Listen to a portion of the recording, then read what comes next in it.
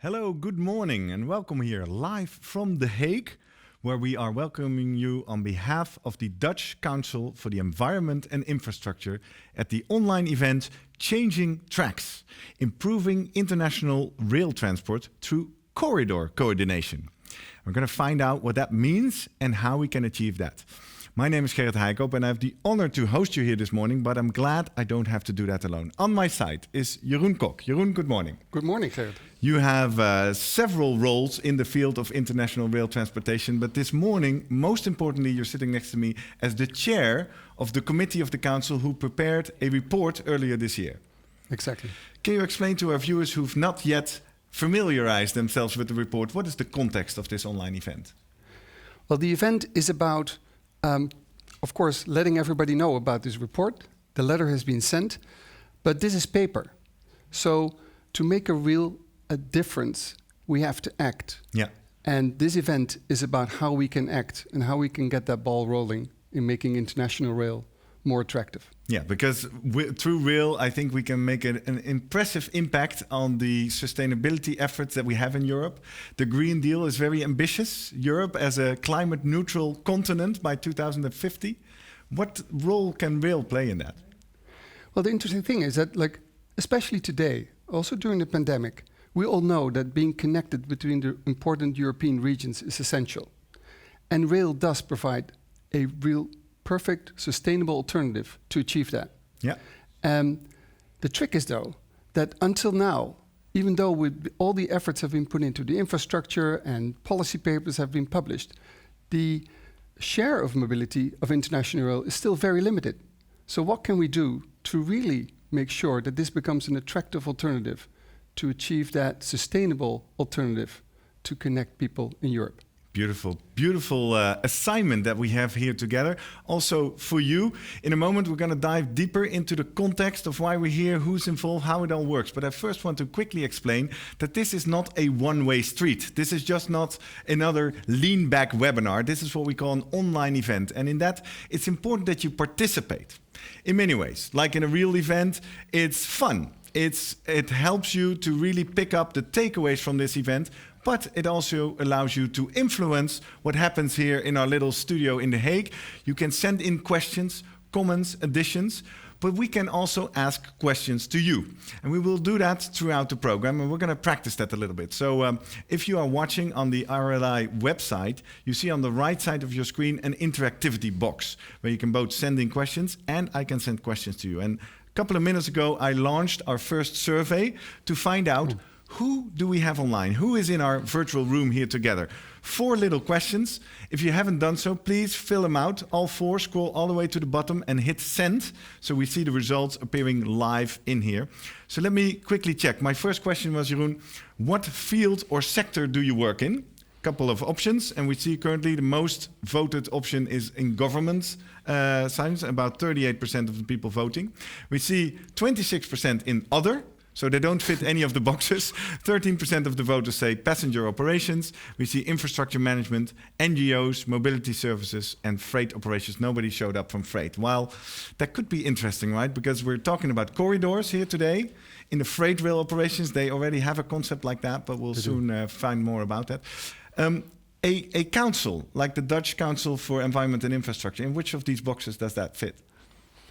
That's a good question. I think that would be probably other, but otherwise somewhere between NGO and government. And other. So I think governments would be the closest. Exactly. So we'll touch on the report and more importantly the letter to the EU Commission that was countersigned by a lot of other councils, and that will probably explain that why you're watching and joining. I have a few more questions. Obviously, we have an international aim. We want to connect the entirety of Europe, and here we see a little word cloud of the people currently joining. Still, a lot of people from the Netherlands. Our ambition is to bring this work, which was done by the Dutch Council, much broader further into Europe, obviously because the topic desires that. So we see already people joining from Germany, from Switzerland, from Spain, Czech Republic, Norway, Belgium, luckily they're there as well. Sweden is with us. So it seems it's starting to work, but there's more to be done. So please, if you're now watching this live, use any means at your disposal, whether it is LinkedIn, Twitter, WhatsApp groups, internal mailing lists. Send this email around, send them to this link, because for the next 2 hours they can still join and participate. Or if they end up here late, they can at least watch this entire program back in recording. 2 more questions, Jeroen. I also asked them, what do you hope to gain by attending this event? Let me show you some of the answers we see. First-hand information, awareness of the report and the reaction of the sector. More insight in common, ambitious, new perspective. Information. Well, information you will get, but we hope we can also get some engagement together as well. So together we can form and shape the future of the international passenger rail in Europe. And last question. What spatial level do you focus on in your work? And here we see, and this is positive news, 60% of the people participating in the poll says they work on a supranational level, basically international level, so they can oversee multiple borders, one of the key challenges in the topic today. 30% is national and a few regional actors as well. So welcome everyone. As you can see, you're not alone. We are in a very diverse crowd, and I think this meeting can be more fun and more interactive if you participate actively with us. 2 more things, and then we're done with the household messages. First of all, if you are an active participant on either Twitter or LinkedIn, we have a hashtag. It's useful because if you use the hashtag in your messages, you can then search for all the other online participants who are also tweeting or LinkedIning about this. So if you post about this event, a photo of how you are participating with us, key takeaways or insights, useful links to some of the other participants, use hashtag International Rail. In that way, we can search, you can search, and we can also connect on those platforms together. The last household message, we have a program for about 2 hours. I'm quickly going to introduce that to you in a minute. At the end, we're going to try to virtually replace how one of the best things of these conferences and events together is obviously after the event, having that cup of coffee, reflecting on what we've just heard, networking, meeting new people. So if you allow yourself to stay all the way to 12 o'clock, we will then open a virtual networking a Zoom meeting. You must be used to that as now, but we'll have a little fun with that. We'll throw around with our virtual European beach ball. You must stay tuned for that. And we'll connect you in little small groups, breakout groups, where you can connect with a few of your peers. It's going to be fun. That's at 12 o'clock. So Jeroen, what can we expect? You already mentioned it in the promo, a full program. We're going to learn more about the letter and the report. Yes. We're going to learn more about this corridor concept. What does it mean? We have Wijnand Veneman with us here in the studio to explain more about that. And then we kind of connect, we'll travel through Europe to all the different representatives in this international passenger rail sector. And I don't know if we already can see them. We have a full Zoom room with speakers who will talk to us, who will reflect on the report. Yes, there they are. Hello, good morning. Welcome to you all. If you can see and hear me, just wave hands up. We have Daniel Mes, Hinne Groot from the ministry, Joseph Doppelbauer is ready, Monica Heiming, Elisabeth Werner, and Lieber Lochman already joining us. So welcome all. Glad you're with us, and we're looking forward to hear about your reflections. That's about it. Let's get started.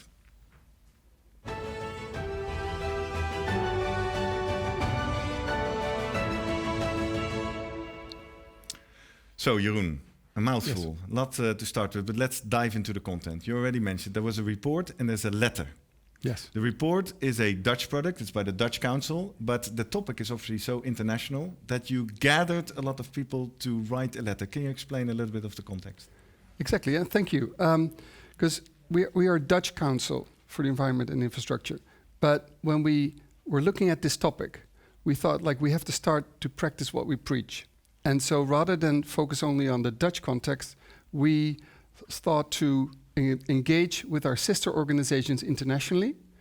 Because if our conclusion is going to be, let's work together on this, then we should do this as a council as well. So we're very proud that it's not only a report co-signed and letter co-signed by the Dutch Council, but also our Belgian colleagues, Luxembourg, 3 German councils, and endorsed from even Council in Ireland, Portugal, and Hungary. Yeah, we have a nice slide with an overview of all the parties here at the bottom of the letter. And I think that's a first achievement, right? It shows that it is possible if we put ourselves together at ambitious goals, everybody comes together. Was it difficult to get these people to countersign?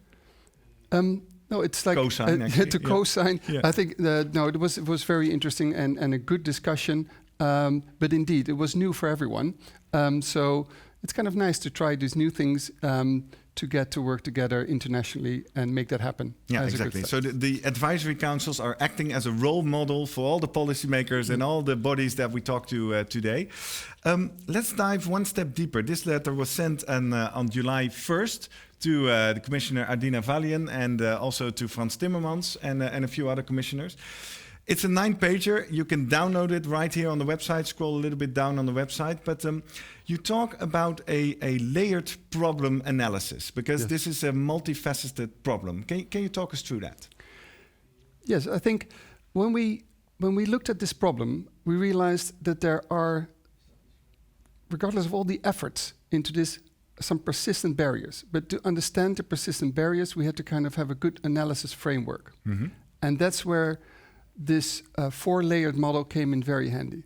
So rather than looking at each of the individual layers, what we typically do, infrastructure, the capacity manager, the trains, or the booking, let's look at them from an integral perspective. Because at the end of the day, if we want to take that train and we want to buy that ticket, you use the whole of the system, not just one layer of it. So that's where our analysis started with the 4-layer model with the mobility system at first, from the top, where so we're going to talk through it from the top to the bottom. And in the bottom, we see the infrastructure. That's often the first comment, right? Yeah. We want to improve international rail. Oh, well, tracks are not the same. Safety systems are different. It's never going to work. We need more infrastructure. First response. Yeah, I think if you look at any time the parliaments would spend on international rail, probably 95% will be spent on infrastructure. Exactly. That's the focus. And now we're going to learn it's a broader scope. Talk us through the model. Yeah, and we start at the top for a reason. Because if you and I would go to Paris now, we would actually want to buy a ticket first, right? So that's the top layer. It's a mobility system that allows you to procure tickets, to find information on the trains, where they go. And that's a layer which we think, also looking at the barriers, compared to its competitors, really could use some improvement. What are some of the key problems in this layer of the system?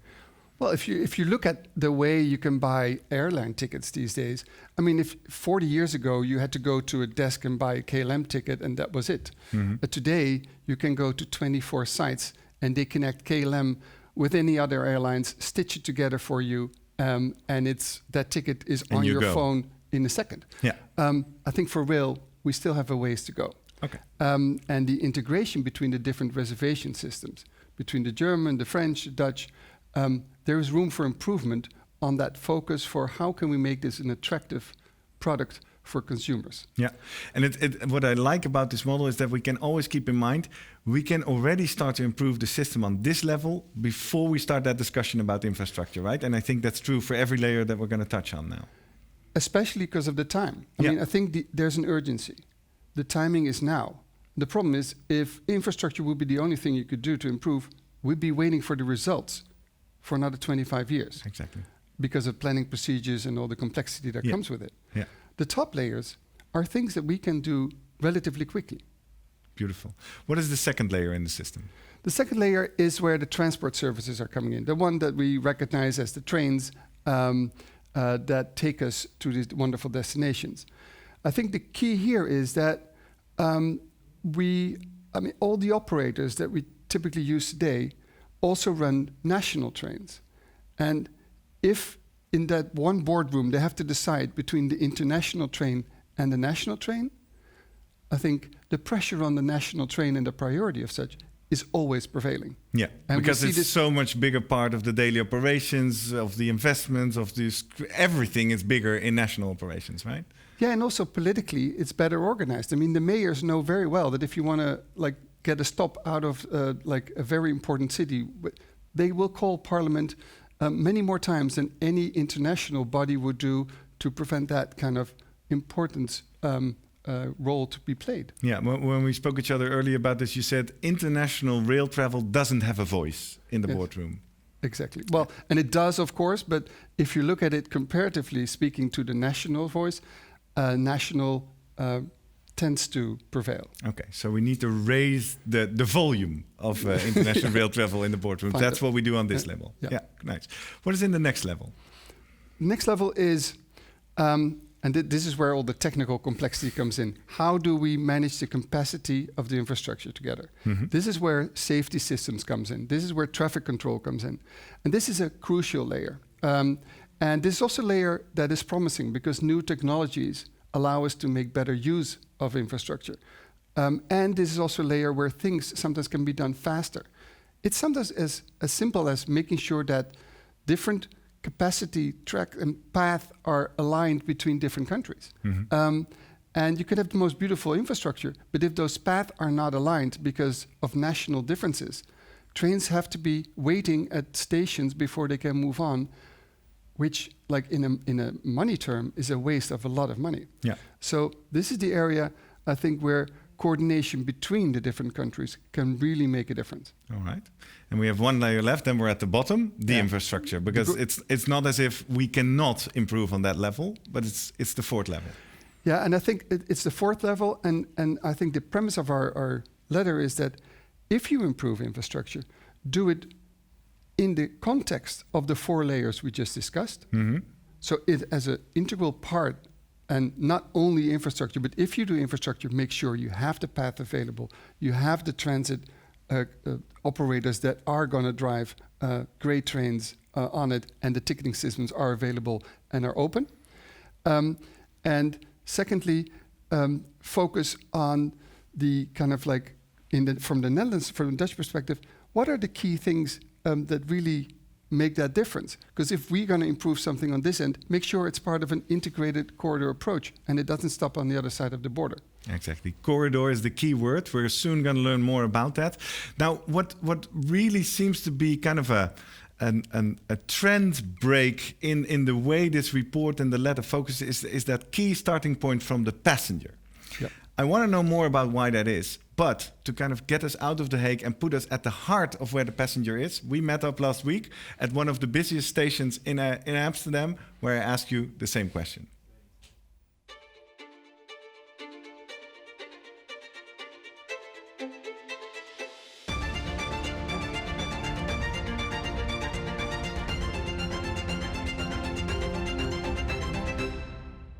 Hello and welcome to Amsterdam, the hustle and bustle of the South Station. Big offices, lots of people using transit to go in and about, to go nationally, go internationally. And the infrastructure is there. We got a train station connecting with most Dutch train stations around the country. We have a new subway line connecting this station with most places in Amsterdam. And we're standing above a bike parking, which is the most advanced with different lights for available slots for your bike. So the infrastructure is there, and it's going to get even better. As you can see on the board, improvements are underway, and the station will be even more accessible for international rail travel. So within 6 minutes, we are at Schiphol Station. Within 10 minutes in downtown Amsterdam. So what do we do with all that infrastructure that is available for us? How can we make sure that all that infrastructure is also being available to us, the passenger that wants to travel internationally? And I think that's where the report really zooms in on the passenger-first approach. Because the passenger-first approach doesn't start with all the infrastructure. It actually starts with looking for a ride, looking for a ticket. And how does it start these days? Well, it starts with a simple use of the phone. If I put in Amsterdam-London, I will find 7 easy hits that give me 24 flights a day straight from Schiphol Airport to London. If I want to look for rail, I have to scroll down and down and down. It doesn't even show up. I have to put in Amsterdam to London by rail. And if I do this with Bordeaux, same thing, but then even worse. There are only flights available. Not even rail options show up in the first 20 hits. So what is it that these trains and the options that are out there are not available enough? is because the data is not being shared. The data is not available to all those sites which are so good at making sure they're at the top of the list when somebody searches for that destination. And second, if we then look at booking, if you want to book those tickets, if I want to go to Bordeaux and I want to use the plane, there are 20 sites available that stitch the different airlines together and a seamless effort to me. It combines Air France with the Hopi or KLM with any other airlines. And I can also go to Air France or KLM, but I could also do it with these other sites that stitch the different operators together and let me pick the seat that I would like to have. Because all the data is available to those sites to do this and make it available to all passengers. And thirdly, train has this great advantage because it actually goes from city center to city center. It goes to Gare du Nord, it goes to Amsterdam Central, or in the future to this one. But people don't travel from station to station. People travel from door to door. So how about the integration with the bike share, with the taxis, with the other operators around in the city? Making sure it's a truly integrated experience, we need to make sure that these tickets and these options are available in a seamless manner. That's why the report recommends that on a European scale, the data for planning, the data for booking is available to all without any restrictions, making sure that these options can be provided to customers in the most friendly manner so that we can all use this amazing infrastructure, the amazing options that rail provides in a customer-friendly way. Back to The Hague.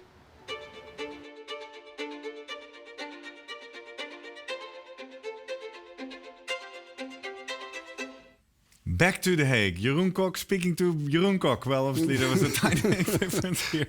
But you made it really clear why it's so important to start with that passenger first. And it seems that, especially in international rail, that can really be improved. We have moved from our chairs to our desk. We are now joined by Wijnand Veneman, Associate Professor at the TU Delft and Committee Member of the Dutch Council for Environment and Infrastructure.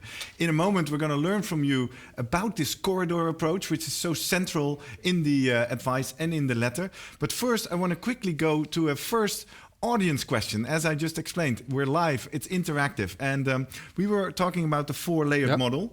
And Jeroen Wolf, the Manager Business Development of NS, how do you translate that? Dutch Railways. The Dutch Railways International. He says, good morning, everybody. Well, good morning, Jeroen. How do you reflect on the policy barrier that is not yet part of the four-layer model, in which local, regional, national, and supernatural interests and policies do not always align and can negatively impact on the progress? He says, where's policy in this? That's a very good question. And I think policy is about stitching the layers together. But we've taken that view from the passenger first.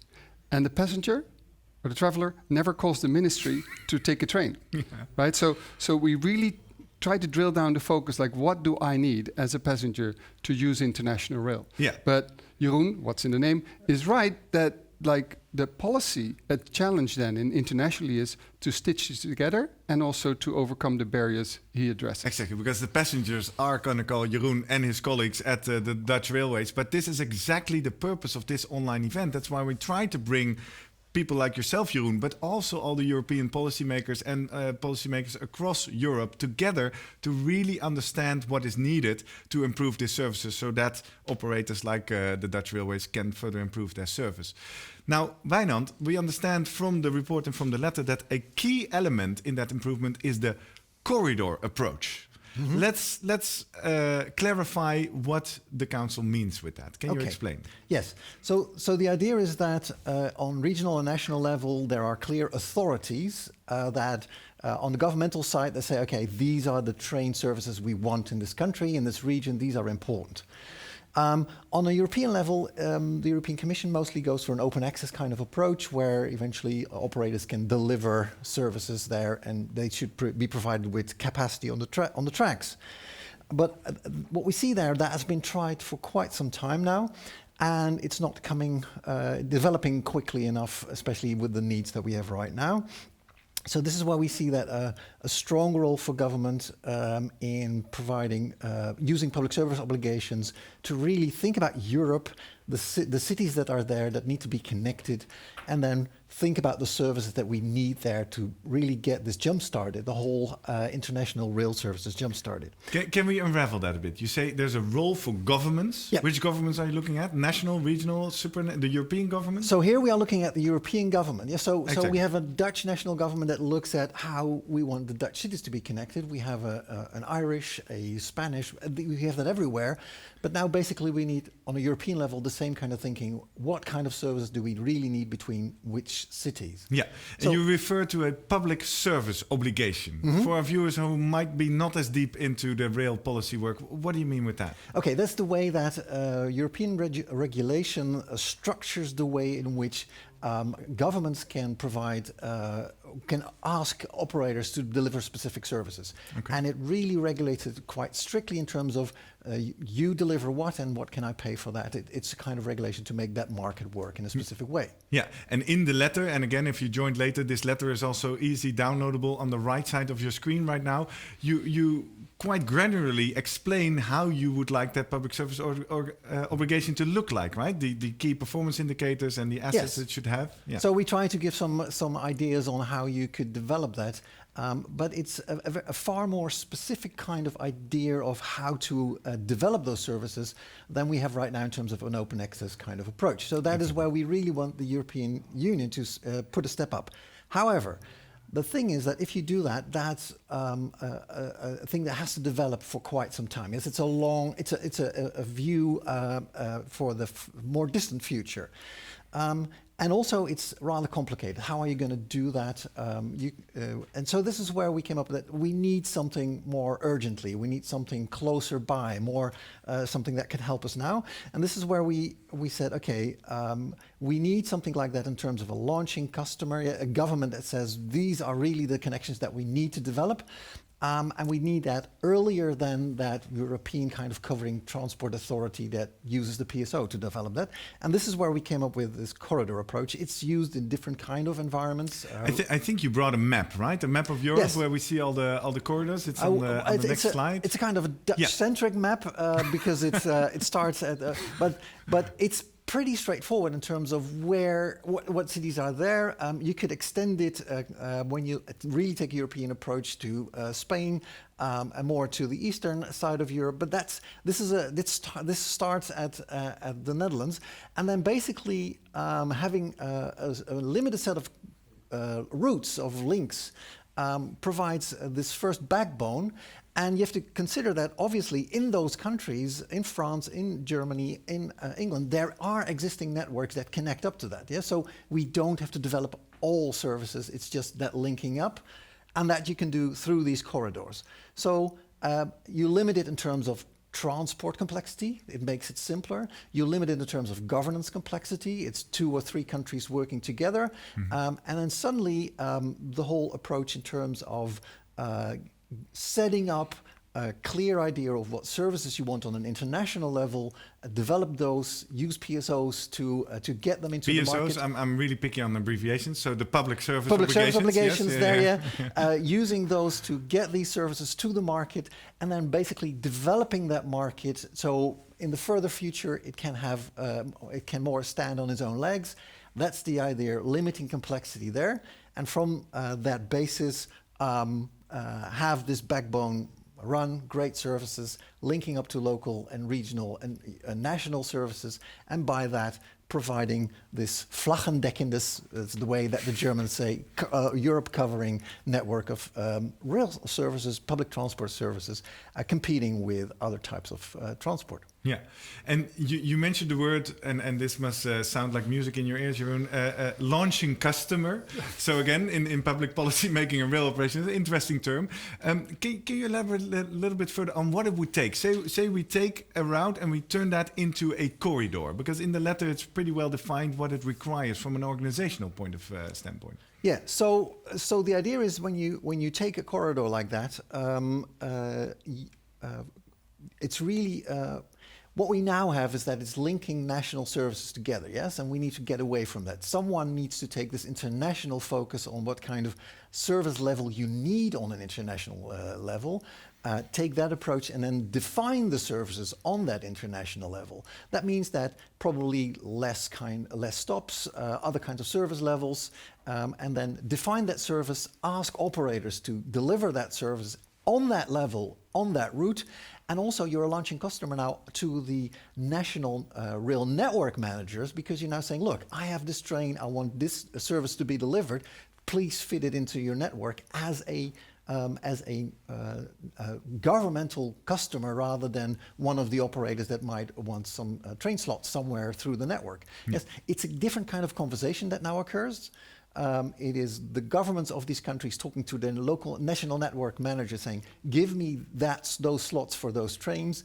And then the chances of that train really being international services, delivering quality to the passengers there, we think it's much higher. Exactly. And I read in the letter that you recommend there will be two governing bodies. There's a steering board of the governments connecting, driven by the EU, and then there's an operational board that has to deal with the coordination. Yeah, so you need some, generally that is the way that you do it. You need some coordination where people are hands-on, looking at the problems that need to be served, where the coordination needs to be hands-on. And obviously there are problems occurring on a higher level where you are now talking to governments at the same kind of level, where someone every now and again has to cut through the slack and move forward. Let me quickly use a question from Manfred Treber. He's with us. Good morning, Manfred. He says, well, a big problem for Germany is that the government is very hesitant to these PSOs, the public service obligations for long distance trains. How can we get around that? The Germans don't want it. No. In Germany, currently, there's an open access market on the Fernverkehr, the long distance trains. So they have that already. That's a choice that where the policy was made in Germany to do that, and it worked fine with DB being a strong candidate in that, a strong provider in that market, and already developing the services there. That is the problem on an international level. We don't have a strong deliverer of those services that has developed already in the market, that just people trust, where people can go to. So that is what's lacking. So there is a clear distance between this situation in Germany, where DB is providing those services with some small competitors pushing them along. We don't have that on an international level. So this is where I think the situation is different. And if you, well, we hopefully can explain that to the German government. Problem is like, okay, but you want to have European public service obligation, but the Germans are hesitant. So how? Well, you say let's start with another launching customer then. So the idea is that the open access approach, the Fernverkehr approach in Germany, works fine given the market situation there. We tried it on an international level. It doesn't work fine. So this simple kind of argumentation that locally governments are in control, and the more international you get, the more you can leave it to the free market, that has been tried and tested, and it's a wrong kind of argumentation. On an international level, we see that we need that market developed. We need a launching customer.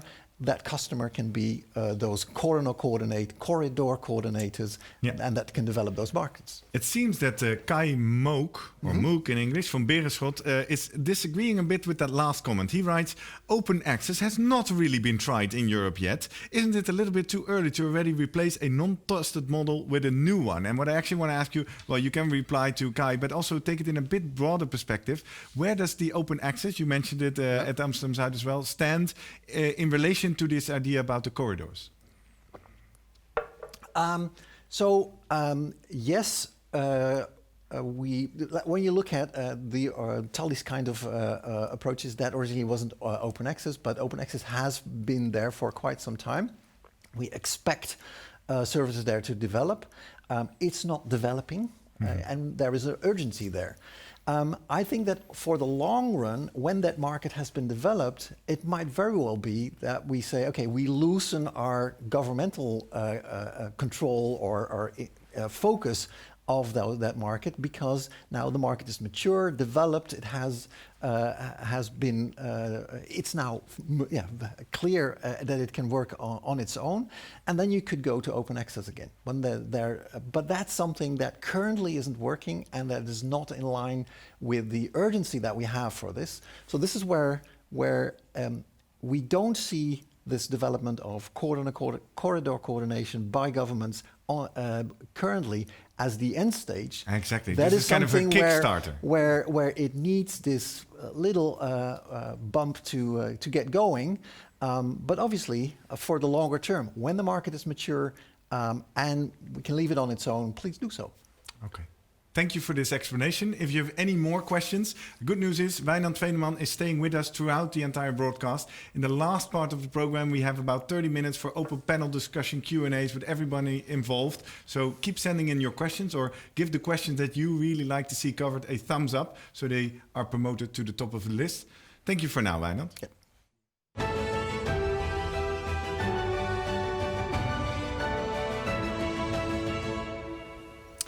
All right, Jeroen Kok, the Dutch Council published its report independently, and asked advice by the Ministry of Infrastructure and Water Management.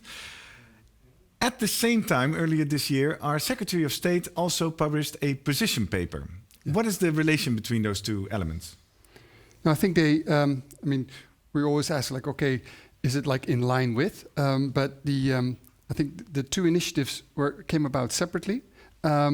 And I think we focus very much on the like what Wijnand was just talking about, that corridor management, how to implement it. I think the initiative by the ministry fits very nicely into a call for that cooperation. But I think the challenge is going to be, how can we make that call for cooperation specific and actually happening? Exactly. So I think that's where the two initiatives could complement each other quite nicely. Interesting. Let's find out a little bit more about this initiative and the position paper by a representative of the Dutch Ministry for Infrastructure and Water Management. Hinne Groot is joining us virtually this morning. Hinne, good morning. Good morning. Thank you for being able to join your interesting conference. Yes, yes. Well, we'd love to learn a little bit more about this initiative of our Secretary of State. Let's start with why. Why did State Secretary Stientje van Veldhoven publish a position paper on international rail passenger transport? He published this report because it is time to do so, because we are in a situation where we have to make transport more climate friendly, and international rail is particularly beneficial to making transport more climate friendly. In addition, we see that this is an area where the market is not performing so well as we would like to, where you see on comparable distances, domestic or international, the service level on international field is much lower. So why is that? And we would like to raise this issue on the European agenda, and the time is now, because at the European level the thinking is about what should be the follow-up of the Green Deal, what should be the priorities for the European budget, and that's why the State Secretary, I think, decided to launch these ideas early this year. Well, thank you. We saw in that position paper that it also really starts with this corridor approach, as Wijnand also mentioned. And there was a real focus on a consistent network of connecting European cities. Why is first connecting the big cities so important in her view? Well, the connecting big cities is in fact just a way to reflect, of course, the transport flows. We believe that the bigger transport flows are between bigger cities, capitals, as you like, and also airports, and connecting those. That we should, as member states together, make sure that there is sufficient service level related to our policies. And if you now see, those service levels are internationally much lower. If I go from Amsterdam to Maastricht, I have much better service level in terms of frequencies than compared to if I want to go from Amsterdam to Düsseldorf or Cologne. And why is that? If we are talking about comparable sizes of cities. Yeah. So we look at transport flows, and there should be a task of member states to make sure that the market can really do its work here. Exactly. Now, what was noticeable is that this position paper that was published in February this year was relatively quickly followed by a political statement from the same Secretary of State. What was this political statement about? Well, the intention was of the position paper already to work together at European level. We recognize that improving international rail passenger transport is a matter of working together as countries, member states, and infrastructure managers and all the players, but it also deserves a place on the European agenda. European agenda means regulatory framework, innovation priorities, resources, perhaps.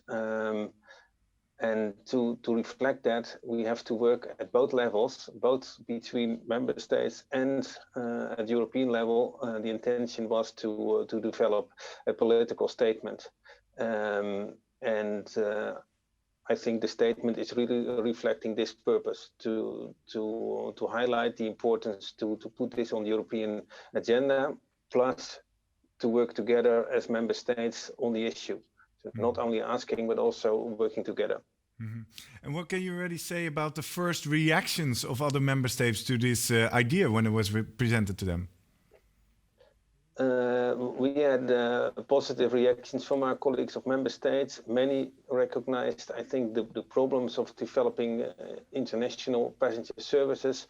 To develop new services is giving much more work in the government offices than developing national services.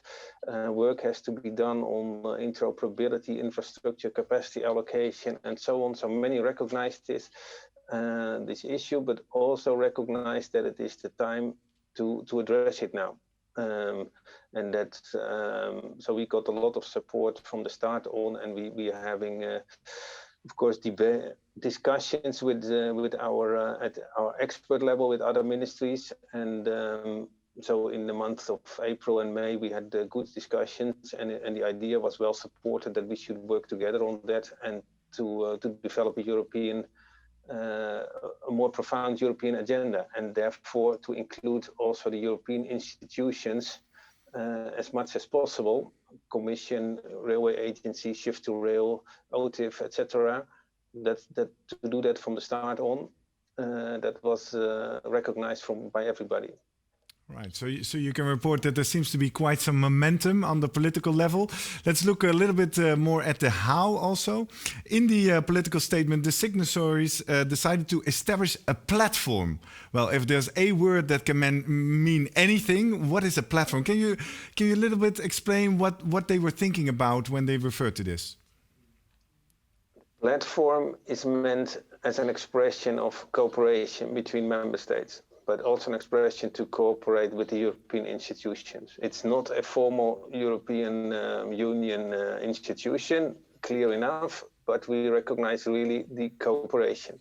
So what's now being done, we are setting up the platform with our member states colleagues, and that we try to define what should be the first priorities of the platform in terms of results, in terms of international agenda. And in addition, the platform can, from our point of view, only work if we found, let's say, also our colleagues from the sector side working together in this direction. So we want to agree with them the best agenda. Mm-hmm. And what is more, the platform can also be useful as a continuous political momentum where we also try to work very closely together with all the EU presidencies, because they have really also the competence to bring it at a higher political level from time to time. Yeah, so it's a place where this momentum can establish, can find a process, can keep progressing. What do you see as some of the first steps aimed at the cooperation in the platform? Well, the first steps should be to identify our first priorities.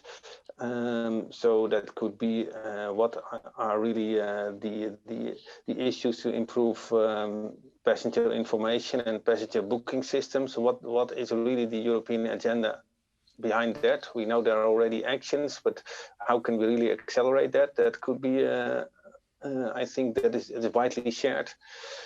I think another one which could be on the platform is indeed what are the framework conditions to develop night trains in Europe. That is also widely shared, and that can come from different perspectives. Are there barriers to the rolling stock market, or are there labor laws barriers, or whatever? We can address that, and also the how to use the public service contracts instrument cross-border. That was also raised by a considerable number of colleagues as an important issue. This does not need to be the solution per se, but at least people say it is a very important question. How can we accelerate developments in international rail? All right. So we will define in our platform the priorities, and we try to deliver this within also the time frame of the year of rail, which we expect next year. All right. Well, thank you for elaborating on this, Hinne Groot from the Dutch Ministry of Infrastructure and Water Management. We'll take your words and message, and we'll reflect on that together with us here in the studio and our viewers. Thank you for now, and thank you for your time being with us. Thanks a lot.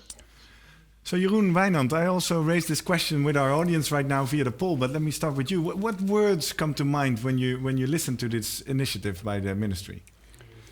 No, I think it's clearly this momentum. It's happening. People are discussing it, but I'm going to let's get going. Let's do something, right? I mean, there's still trains waiting for 10 minutes on stations, international trains that cannot go through because the paths are not aligned. Exactly. And so, let's get to work. It's interesting. Some of our first responses we get from you as a viewer is indeed progress on paper, more urgency needed. On the other side, okay, willingness, but modest. Some people say agenda starting up, so hurry up, someone writes. So there needs to be more momentum. No. This is live from our audience. Wijnand, what comes to mind when you listen to this? So I see that there's on a European level the slow progress, and people see that it's needed to be done. So I think that partly that's where that corridor approach comes in, and slicing and dicing that. So you need that platform, yes, that's clear. But at the same time, there are things that you can do right now when you can start off with to, on specific links and routes, develop international services swiftly. Yeah, so we should be working on parallel tracks. Pun yes. intended. Yeah, pun in intended, context. I guess. Yes, okay. Well, with that, let's go further through Europe. When we started, Jeroen, we briefly touched on that ambition in the Green Deal. Europe as a climate-neutral continent in 2050. Well, we're very honored that this morning we are also joined live by Daniel Mes. He's a member of the cabinet of Frans Timmermans of the European Commission, obviously who is pulling the Green Deal. And Daniel, we would love to learn a little bit more about you, how this rail transport and this momentum and this ambition that we're talking about this morning fits in the ambitions of the Green Deal. Daniel, good morning.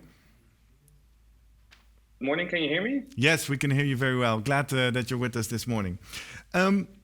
Sorry, yeah. Making the transport sector more sustainable through decarbonization is an important element in the policy we can all read. Huh? Can you highlight and specify a bit the importance of rail in the context of the Green Deal? I'm actually honored to be here because I saw that report that we're discussing, and I'm an admirer and bewonderaar of this work.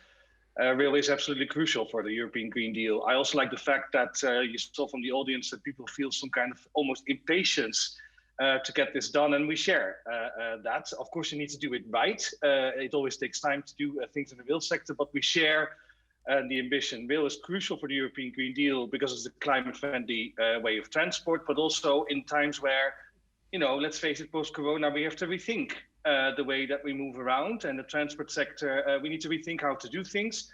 So this also ties really to that bigger discussion. Rail is a safe way to travel. It's a sustainable way to travel. It's a way to travel where you can actually do something else while you're traveling.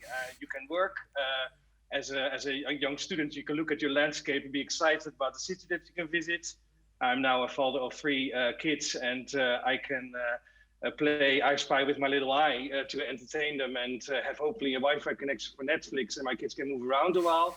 And Rail has all of that. And then it makes you wonder, and you have to scratch yourself behind the head. We're also working for a politician like Frans Timmermans. But why don't we see that that's then growing by itself, passenger traffic? So this report asks exactly the right question, and also makes a key point. I truly believe that, Europe is used to doing things like let's invest, let's take away barriers, and let's do operational standards. I think that this mandate in the Commission should be the mandate where we put indeed the passenger and what the passenger needs for better connections, better comfort, really give it the place that it deserves in the agenda. Exactly. And if we dive one layer deeper, so we share the ambition and then we're supporting in the momentum, are there any specific proposals within the Green Deal that have an effect on the international passenger rail sector? Because the Green Deal is, of course, about how do we also stimulate a climate-friendly way of travel, and rail is key in that. What I like also is the practical way to go about things. That the Green Deal is supposed to be about making these connections. So I like this thinking about let's just get together, bang heads together, and see how can I do better planning together with other people? How can I adjust my timetables? How can I not immediately invest in high-speed networks, but how can I upgrade stuff that we have and make sure that trains can drive quicker and get to their destination? That absolutely fits with the European Green Deal. It was not perhaps mentioned explicitly in the European Green Deal as we announced it in December 2019, but I can tell you right now that there will be follow-up in 2021 on exactly this issue, the passenger traffic. We're really committed to that, and it will also come back in the mobility strategy that, our plans for the mobility sector. So Daniel, you're now feeding our news hunger, right? So it's almost 2021. Can you already kind of show us a slip of what we can expect then at that point, specifically for international passenger rail? It's just interesting to see about all the things that are already being set in motion. I think that we should be a bit more optimistic about all of this when you see that we now have the reports, and parallel we indeed have ministers that sign political declarations that they want a comprehensive action plan for passenger rail, and that political declaration was a big success for Ms. van Veldhoven. It was signed by all the member states that actually have a rail network, so it's unanimous. That work will now start, and I believe that work should really be about, practical things. How do we improve the rail passenger traffic, and then feeding into follow-up by us. I leave it also to other people on the call, because we also have the magnificent Elisabeth Werner on the call who can talk about all of this, which is also involved in that. But the point that I want to make is that we're really on that. I think that if you look at, we've done massive investment in the rail sector in the past 20 years, 400 billion euros, if you look at it in total. We've done our job at taking away barriers. We've done our job in seeking some kind of harmonization. I really think that ticketing, making it easier to book an international rail journey, something needs to be done by that. We cannot look away anymore from that. And that is something that I think we really should insist upon, and that will be a key focus, at least from my side. And interesting. Yeah. Enough said. We read about between the lines, Daniel. Jeroen, you want to comment? Yeah. Yeah, I think, Daniel, thanks. And in line with that, this report was, we started this pre-COVID. Mm-hmm. So then, of course, something happens and everybody starts asking, okay, is this still relevant? Mm-hmm. And I think Daniel was already noting that, especially now, there needs to be this focus on international rail. And as an optimist as I am, this is also the great opportunity, because we all need to figure it out again. Mm-hmm. There is no self-generating solution. So my question to Daniel is, are there initiatives within the European Green Deal context that actually look at this kind of opportunity, so to speak, of how can we really address these key issues for international rail, specifically because of the times we're in? As you remember, like we were all like on rail freight already talking about, like, how can we improve the functioning of international rail freight and corridors. Now the passenger dimension is coming in. This is really all about a model shift. My boss also said it yesterday at the press conference when he announced the climate target plan for 2030, so the new ambitions on climate, and he explicitly said, we're also facing times where, and that's just a reality. Okay, aviation plays a role in our mix. We cannot do without aviation either. But the aviation sector will need to become leaner and reshape itself. And we need to then talk about like what that means for rail. You see that in countries like Austria and Switzerland, there are cooperation between airlines and train operators selling tickets on each other's networks. That is a magnificent thing. And again, I'm really, really attached also in the context of the Green Deal of delivering for citizens in climate-friendly travel. And that booking is very important to me. I tested it actually myself on 2 of the routes that were mentioned in your report. I said, okay, imagine I want to travel from Assen to Paris, which is one of the routes where we see, rather than taking a plane, let's see, well, I can't do that from Assen, but let's see a bit like whether I can take the train. And that worked pretty well, actually. So I went on TrainLink. It's like, there's one connection in Rotterdam. Let's do that. But then when I tried the other route that was mentioned by Wijnand in his network, one of them, between Amsterdam and Prague, well, it looked very different when I got there. It was sort of like pre-travel to Hilversum, to Hengelo, to Bad Bentheim in Germany, and then go on. And, let's face it, I'm not a young student anymore. I mean, I'm a father of 3 dads. When I look at that, I'm sort of like, okay, I need to have my buggy and my diapers, and I need to make sure that my kids stay on the platform. For me, that's a horror scenario to switch 5 times, not knowing whether I have rights as a passenger for the right connections, and something needs to be done there. And I have the feeling that if indeed, as when you look at issues, what would happen if there would be more data available, would that picture look different if I were to book that? Because boosting a transport mode should not be something that only exists on paper. It should be something that we do in a practical way, and for the passenger. Yeah, well, thank you for sharing. And I think it's very true for this topic that we discussed today. Yes, on the one hand, we're talking about European governments working together in platforms that sound like they don't go quick enough. On the other hand, then you pointed out very well that is actually signed by everyone unanimously. So there is a lot of momentum. And at the same time, on a very practical level, most of us are train travelers, and most of us every now and then have the chance, do I go Amsterdam, Vienna by train or plane? And unfortunately, the train is not always yet competitive. So, Daniel, thank you for your first comments. Stay with us, because at the end, the last half hour of this program, we will have an interactive panel debate with input from our viewers and also from the other speakers in the call. So stay tuned. Thank you for now.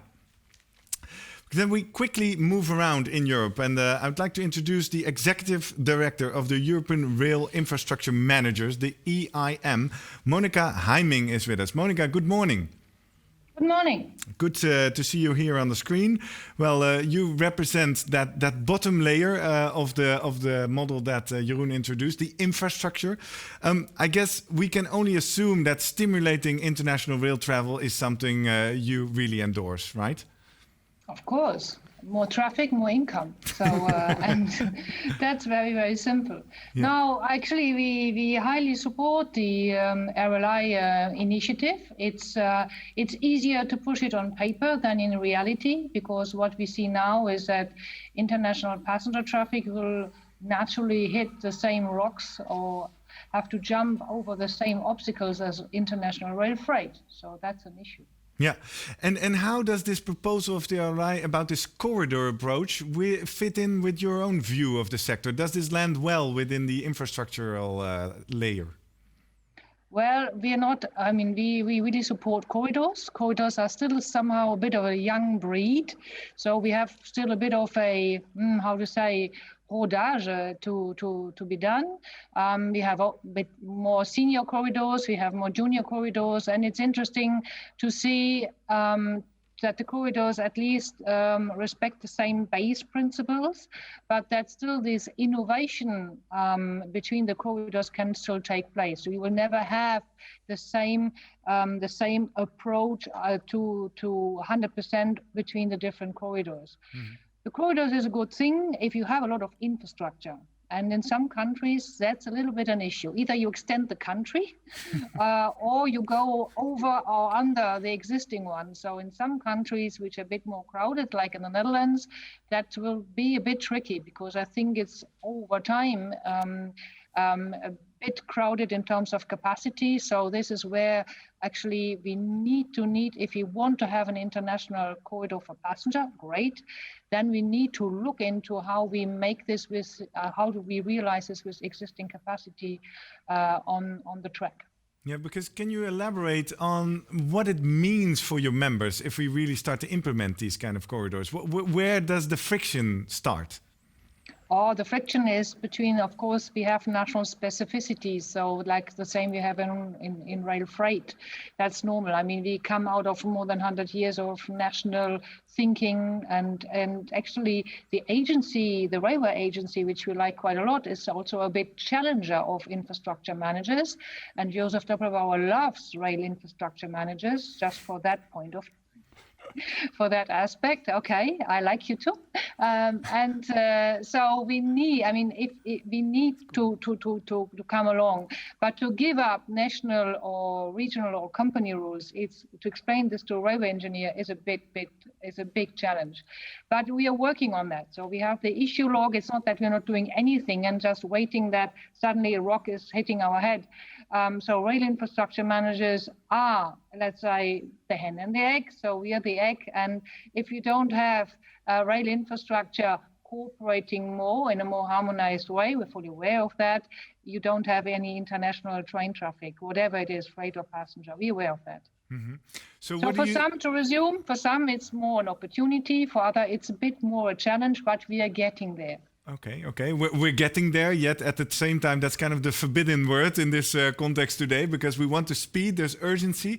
What, in your view, is key for a successful implementation of this concept?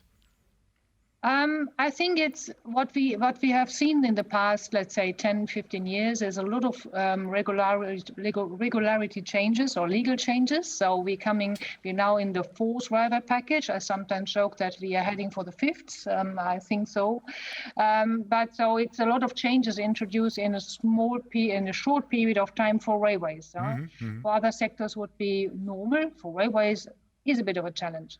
And also to find the role between the national interest, and you raised it this morning, this is where you have to square the circle somehow. So the RLI approach, when I looked at the report, is quite interesting. So how much of a benefit do you create with an international, the cross-border section, which you're opening up? So it's not only in one country, but also in another country, and could be also in subsequent countries. So you have to create, of course, a market, and we are welcoming the approach, and we would like to be part of it. We need to be part of it. Without infrastructure, nothing is working. But of course, we need to, let's say, look also at operational procedures, and this is very, very complex. So we need to have a harmonized approach, both between all the infrastructure managers, but also vis-a-vis the railway undertakings, because their non-interoperability is the same issue. Mm-hmm. Mm-hmm. Jeroen, you would like to add or question? I think that's a great point. And I think one of the things we looked into on that operational side, we found, and we were told by some of the infrastructure managers, that there's so much regulation between, for example, drivers that have to speak all the languages of the countries that you go through, or you cannot agree with one language, for example. Just interesting, very typical operational things. So my question would be, Monica, what kind of low-hanging fruit would you see if we would take a corridor that you think are like immediate things that we can look into and that improve certain and take away some barriers? I think the key is traffic control management or traffic control centers. And we have already, this is a low-hanging fruit because following Rastatt, so we managed to turn Rastatt into an opportunity a few years ago. We have the International Contingency Management Plan, which was somehow for us, let's say, almost like a little man landing on the moon.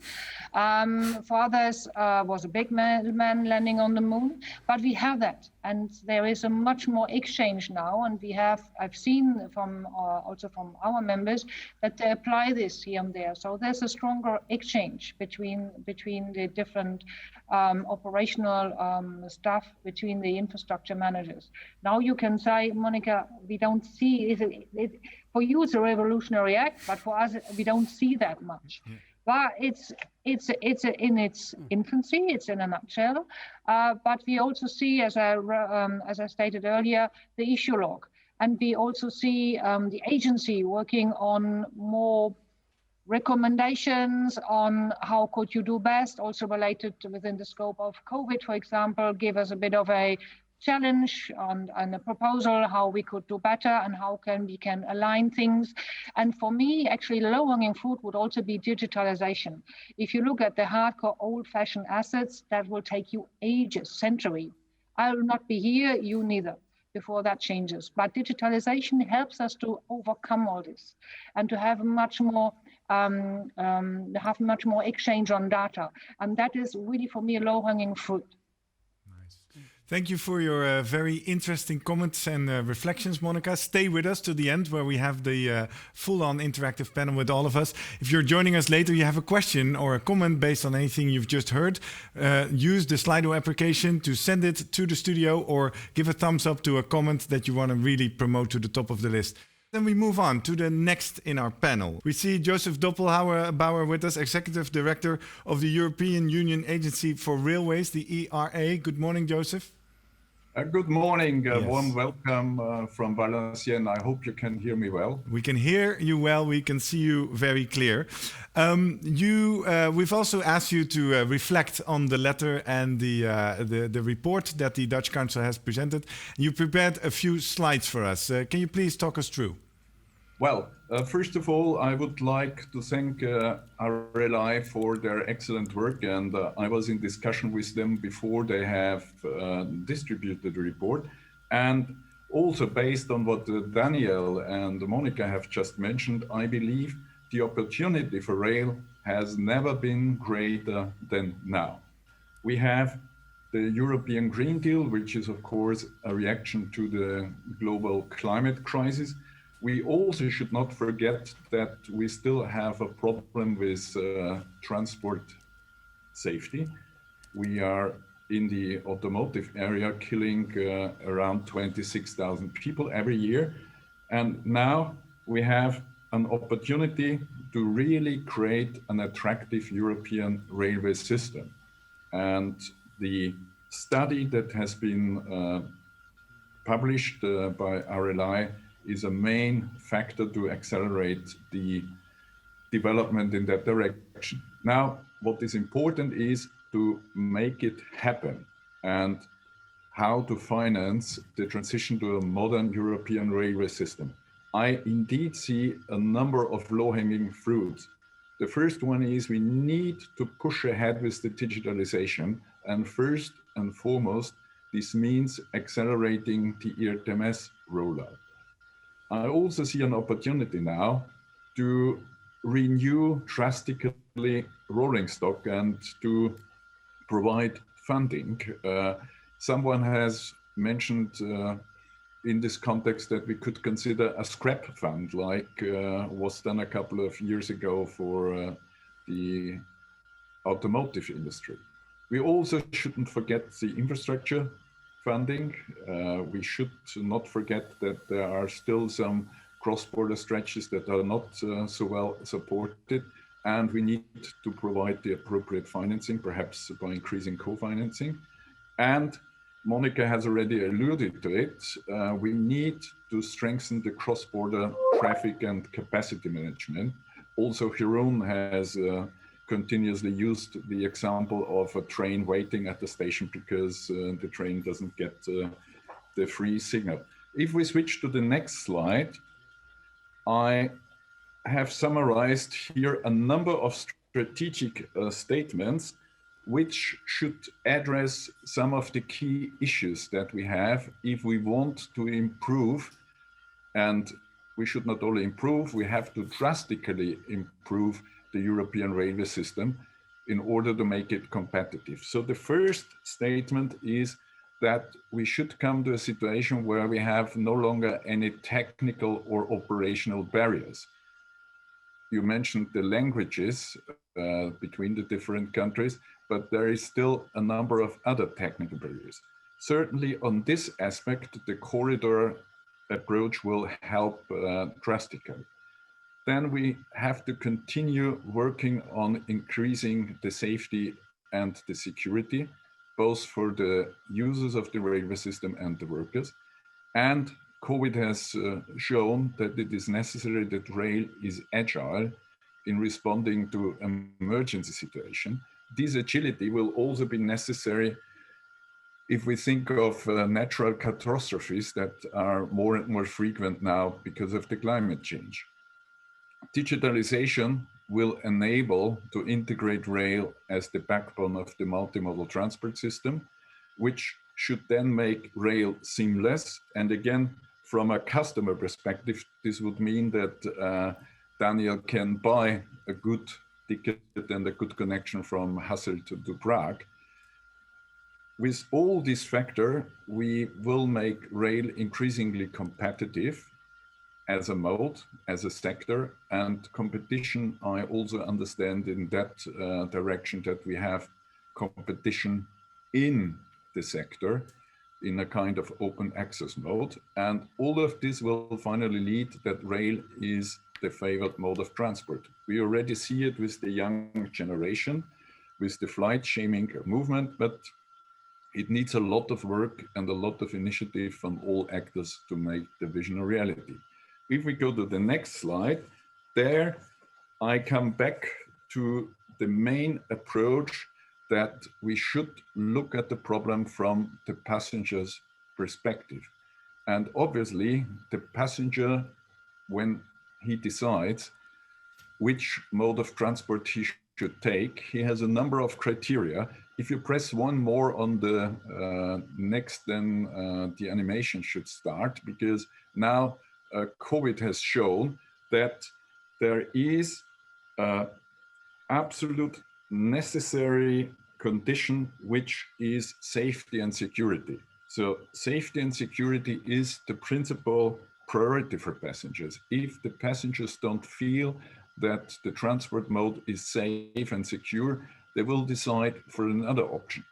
Then there are, of course, the aspects that have to do with the value for money. It's the availability of a connection, and a connection that is feasible, not one where you have to change your train 5 times. Travel time and punctuality, the accessibility, the quality, and last but not least, the price. And here I have shown a comparison of prices between rail and flight. And unfortunately, there is still a very huge gap in the price levels between the low-cost airlines and the trains. All in all, it is the value for money, but it is also the dependability, meaning if trains are late and if trains are cancelled, then the quality does not meet the expectations of the customer.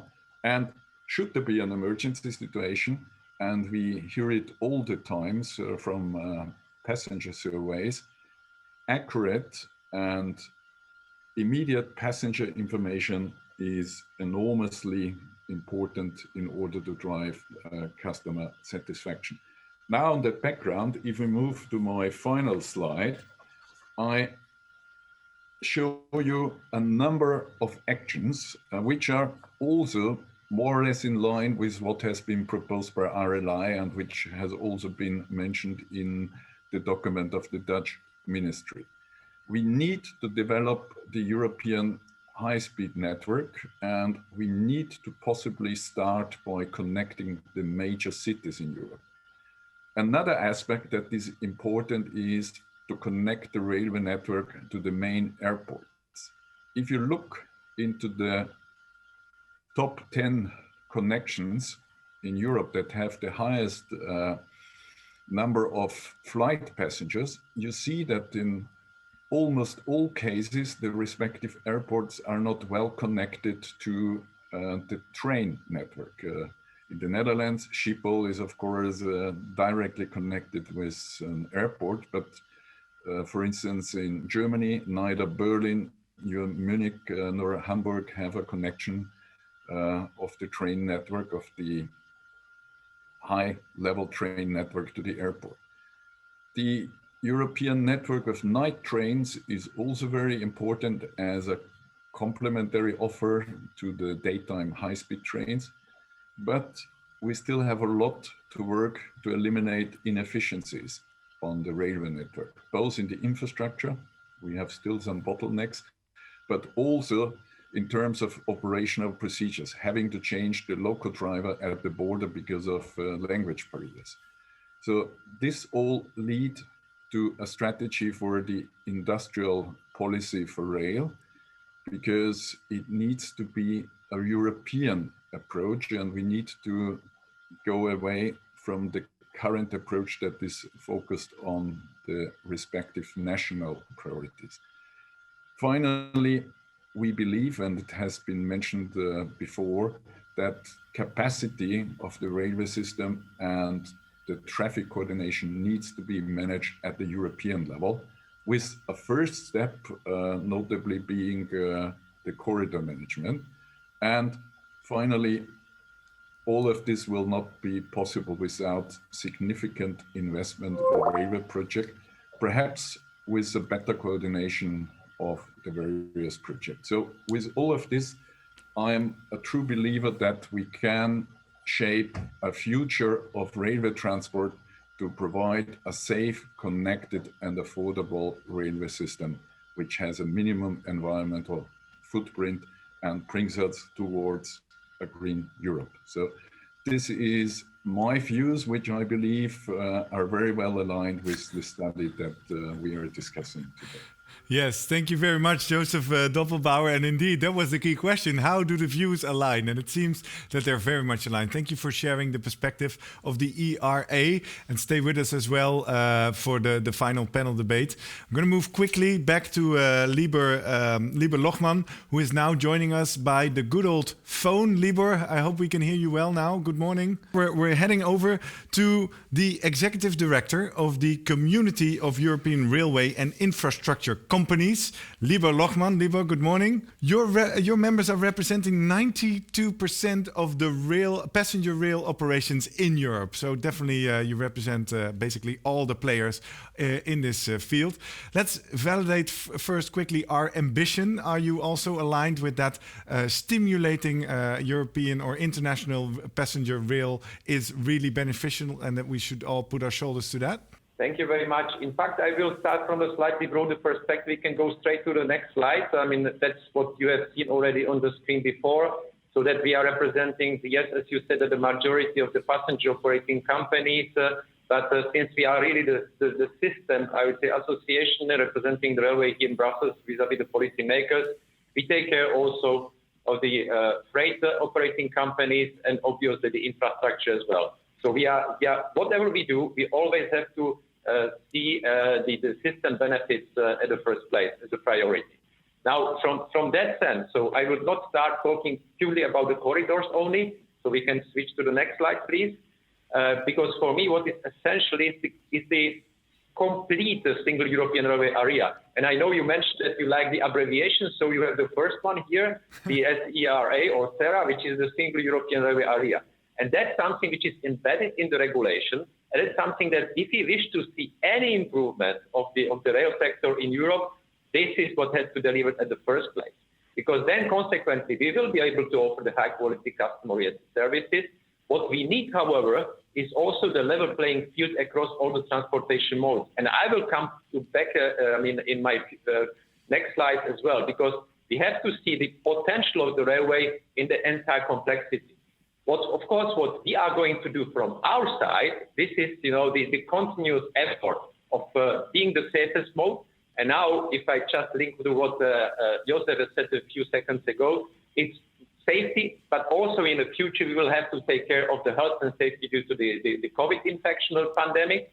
We have to take care of the offers for all the passenger segments, including the high level of the automation and customer-oriented businesses to improve the customer experience.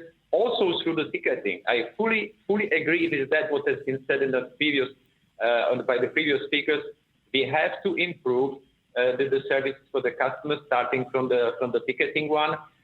We have an instrument for that, which is called the full service model. So you have yet another abbreviation here, but it is a special technical basis on which we can build our future communication with the customers efficiently.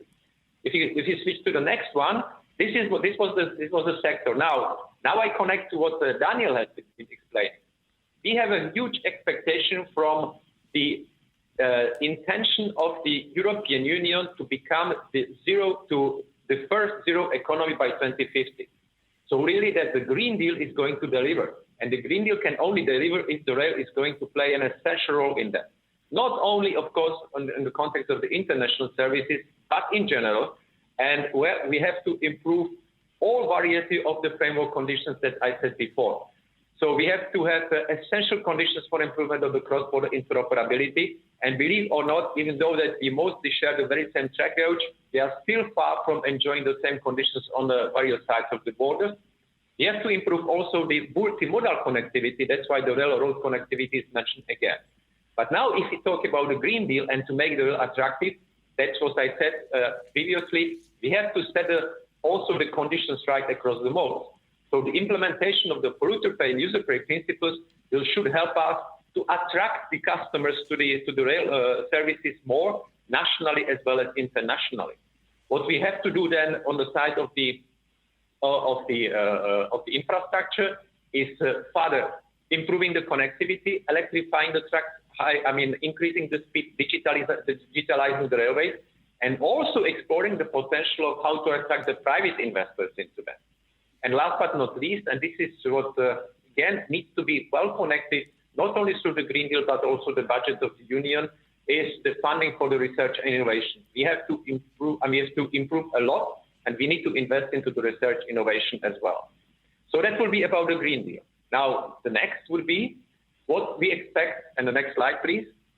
So what we expect from another abbreviation, and I really try to meet expectation about having a lot of the abbreviations here. European Union Strategy for Smart and Sustainable Mobility. We have to start from the infrastructure. And this is not, this future strategy for the sustainable mobility that is going to be presented by the Commission end of the year, and I'm sure that Elisabeth Werner will tell us even more, is kind of the follow-up of the previous white papers. And the white paper said already, or the 10T regulation said that we need to have the high-speed core network. If you talk about the improvement of the international corridors for passenger services, it's not going to work with the high-speed network.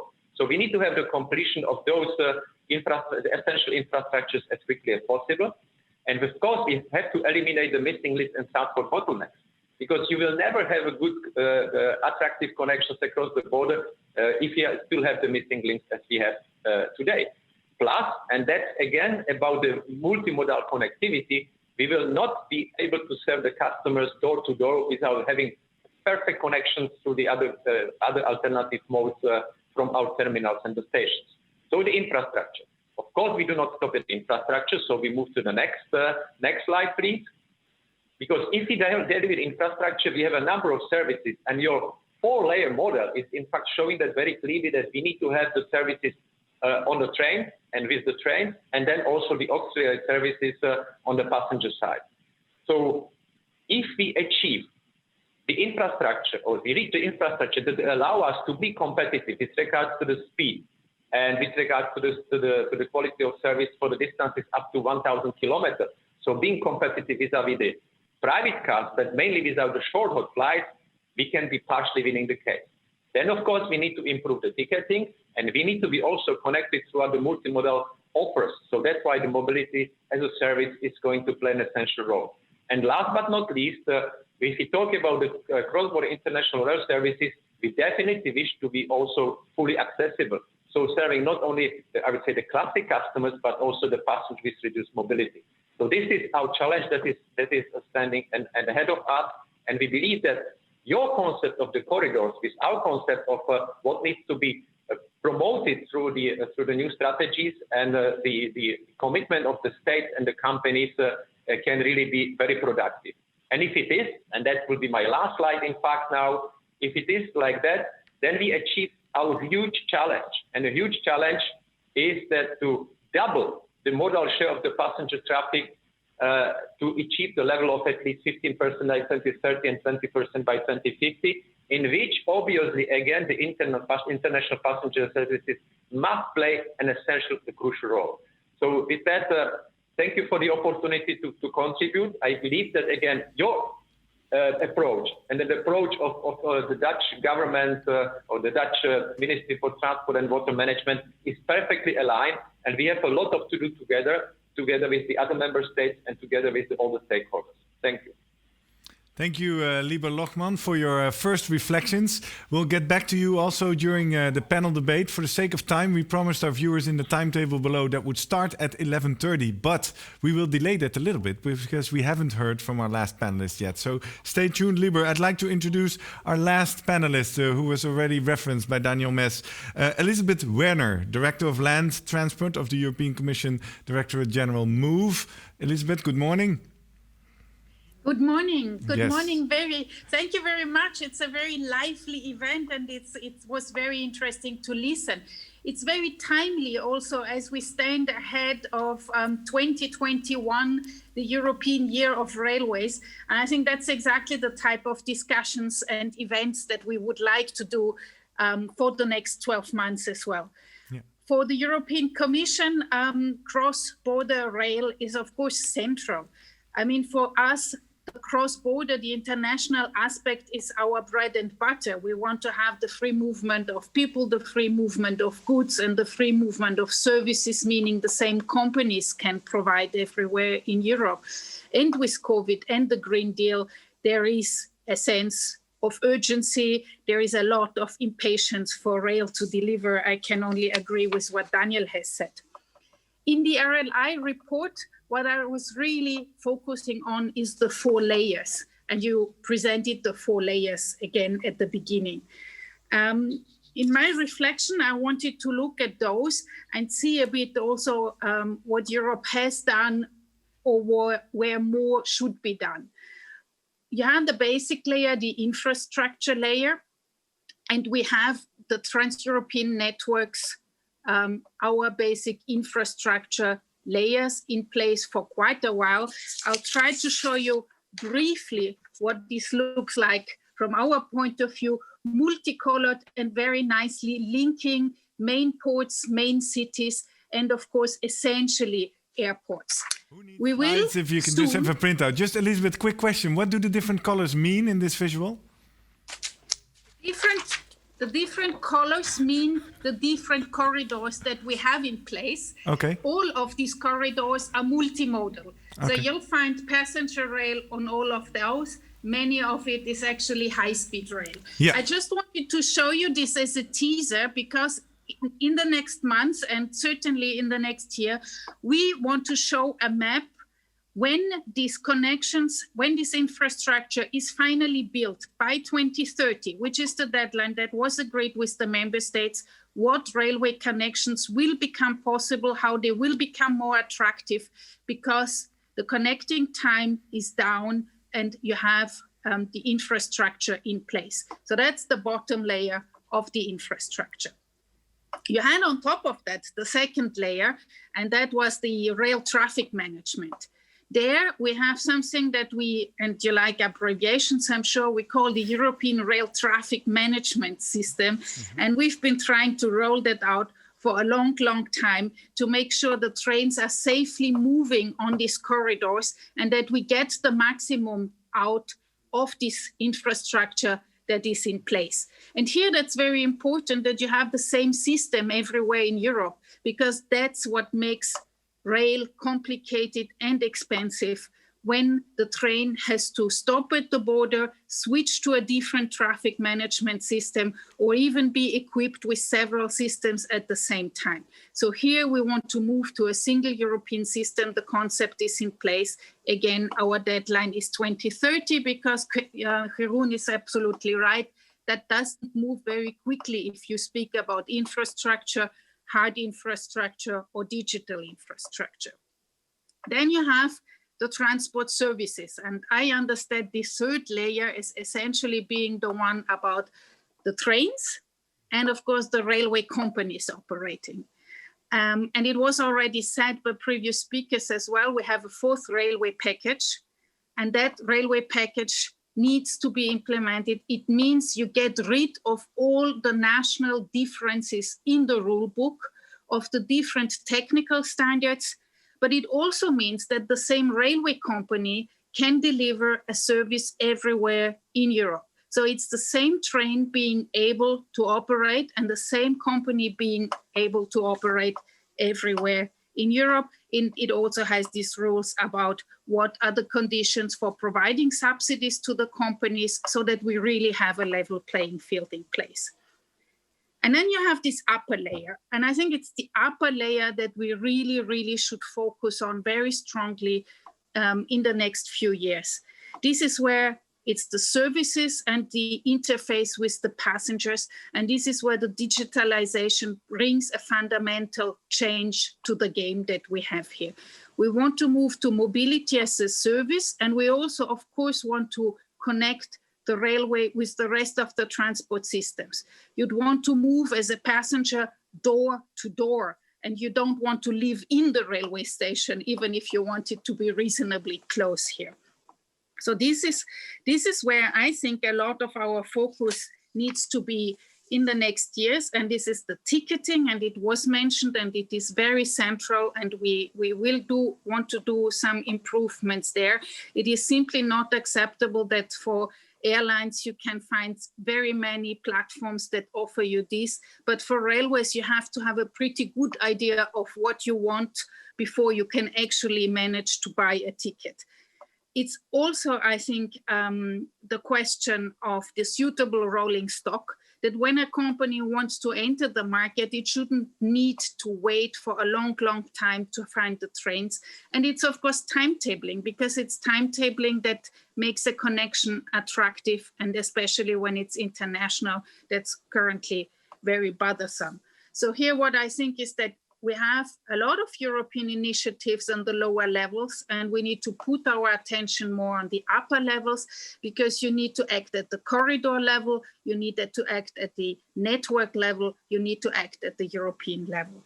And I very much look forward, of course, to all the political support that we now have to get these things actually put in practice, closing once again with that sense of impatience that was already expressed. Thank you so much. Well, thank you, Elisabeth Werner. Your impatience really comes through this to the screen. You're very passionate. Last question before we start a panel debate. I'd like to know, so what can the DG Move do to help all the others? Because we seem to be pretty much aligned on the ambition and the urgency. So what can you do from your perspective to actually help achieve these first corridor coordination projects, or this launching customer, as Wijnand referred to it? We will certainly continue from the side of the European Commission to put our money where the mouth is and co-finance some of these projects, especially on the infrastructure and on the digital side. It is very often the cross-border projects that need that a little additional co-financing, because they are less of an interest to the national capitals than they should be for the European network as a whole. We will continue to see that the legislative framework is in place for the companies and for that market to function very well. So we will both be vigilant that it's properly implemented, but we will also, where necessary, make additional proposals. And we have several corridor relevant initiatives in mind for the work program. Last but not least, I think we need more opportunities like this one to have a discussion on where the obstacles are, because it's the fundamental demand of the passengers that will raise the volume as you said at the beginning, the volume for the international transactions to be more central to the preoccupations also of the politicians who decide and would help us to abolish all the different obstacles that remain for rail to function truly on a European scale. Thank you, Elizabeth. Powerful comments. And I would say let's get started. We come to the end of our round of first reflections. It's time for the panel debate.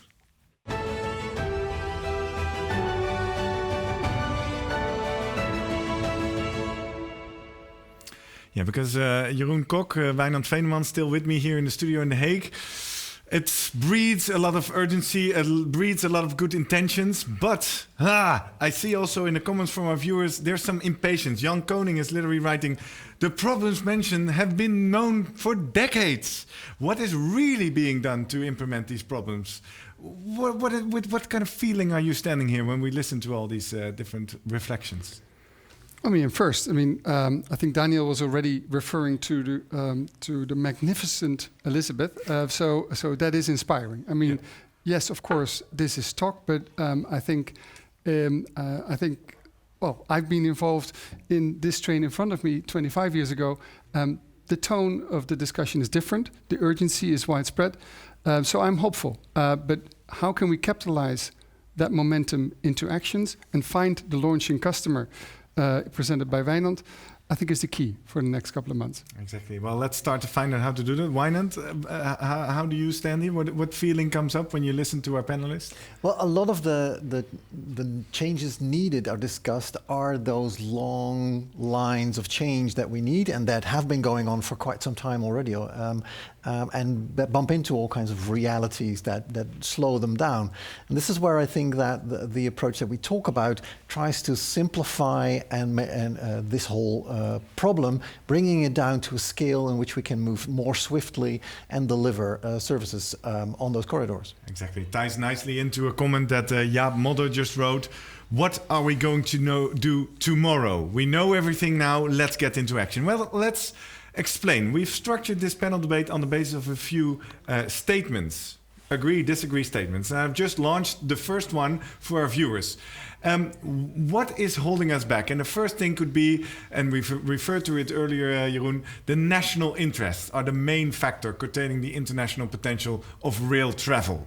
That is our statement number one that we would like to discuss with both our panel and you. And we see that the people who are already voting, and if you join us later, you can vote via several ways. On the website, on the right side, you have this interactivity box where you can now push your option and send it in. Or you can scan the QR code with your tablet or mobile phone and use it on the site while you put our live stream on your big screen in your living room where you sit on the couch with a nice cup of coffee.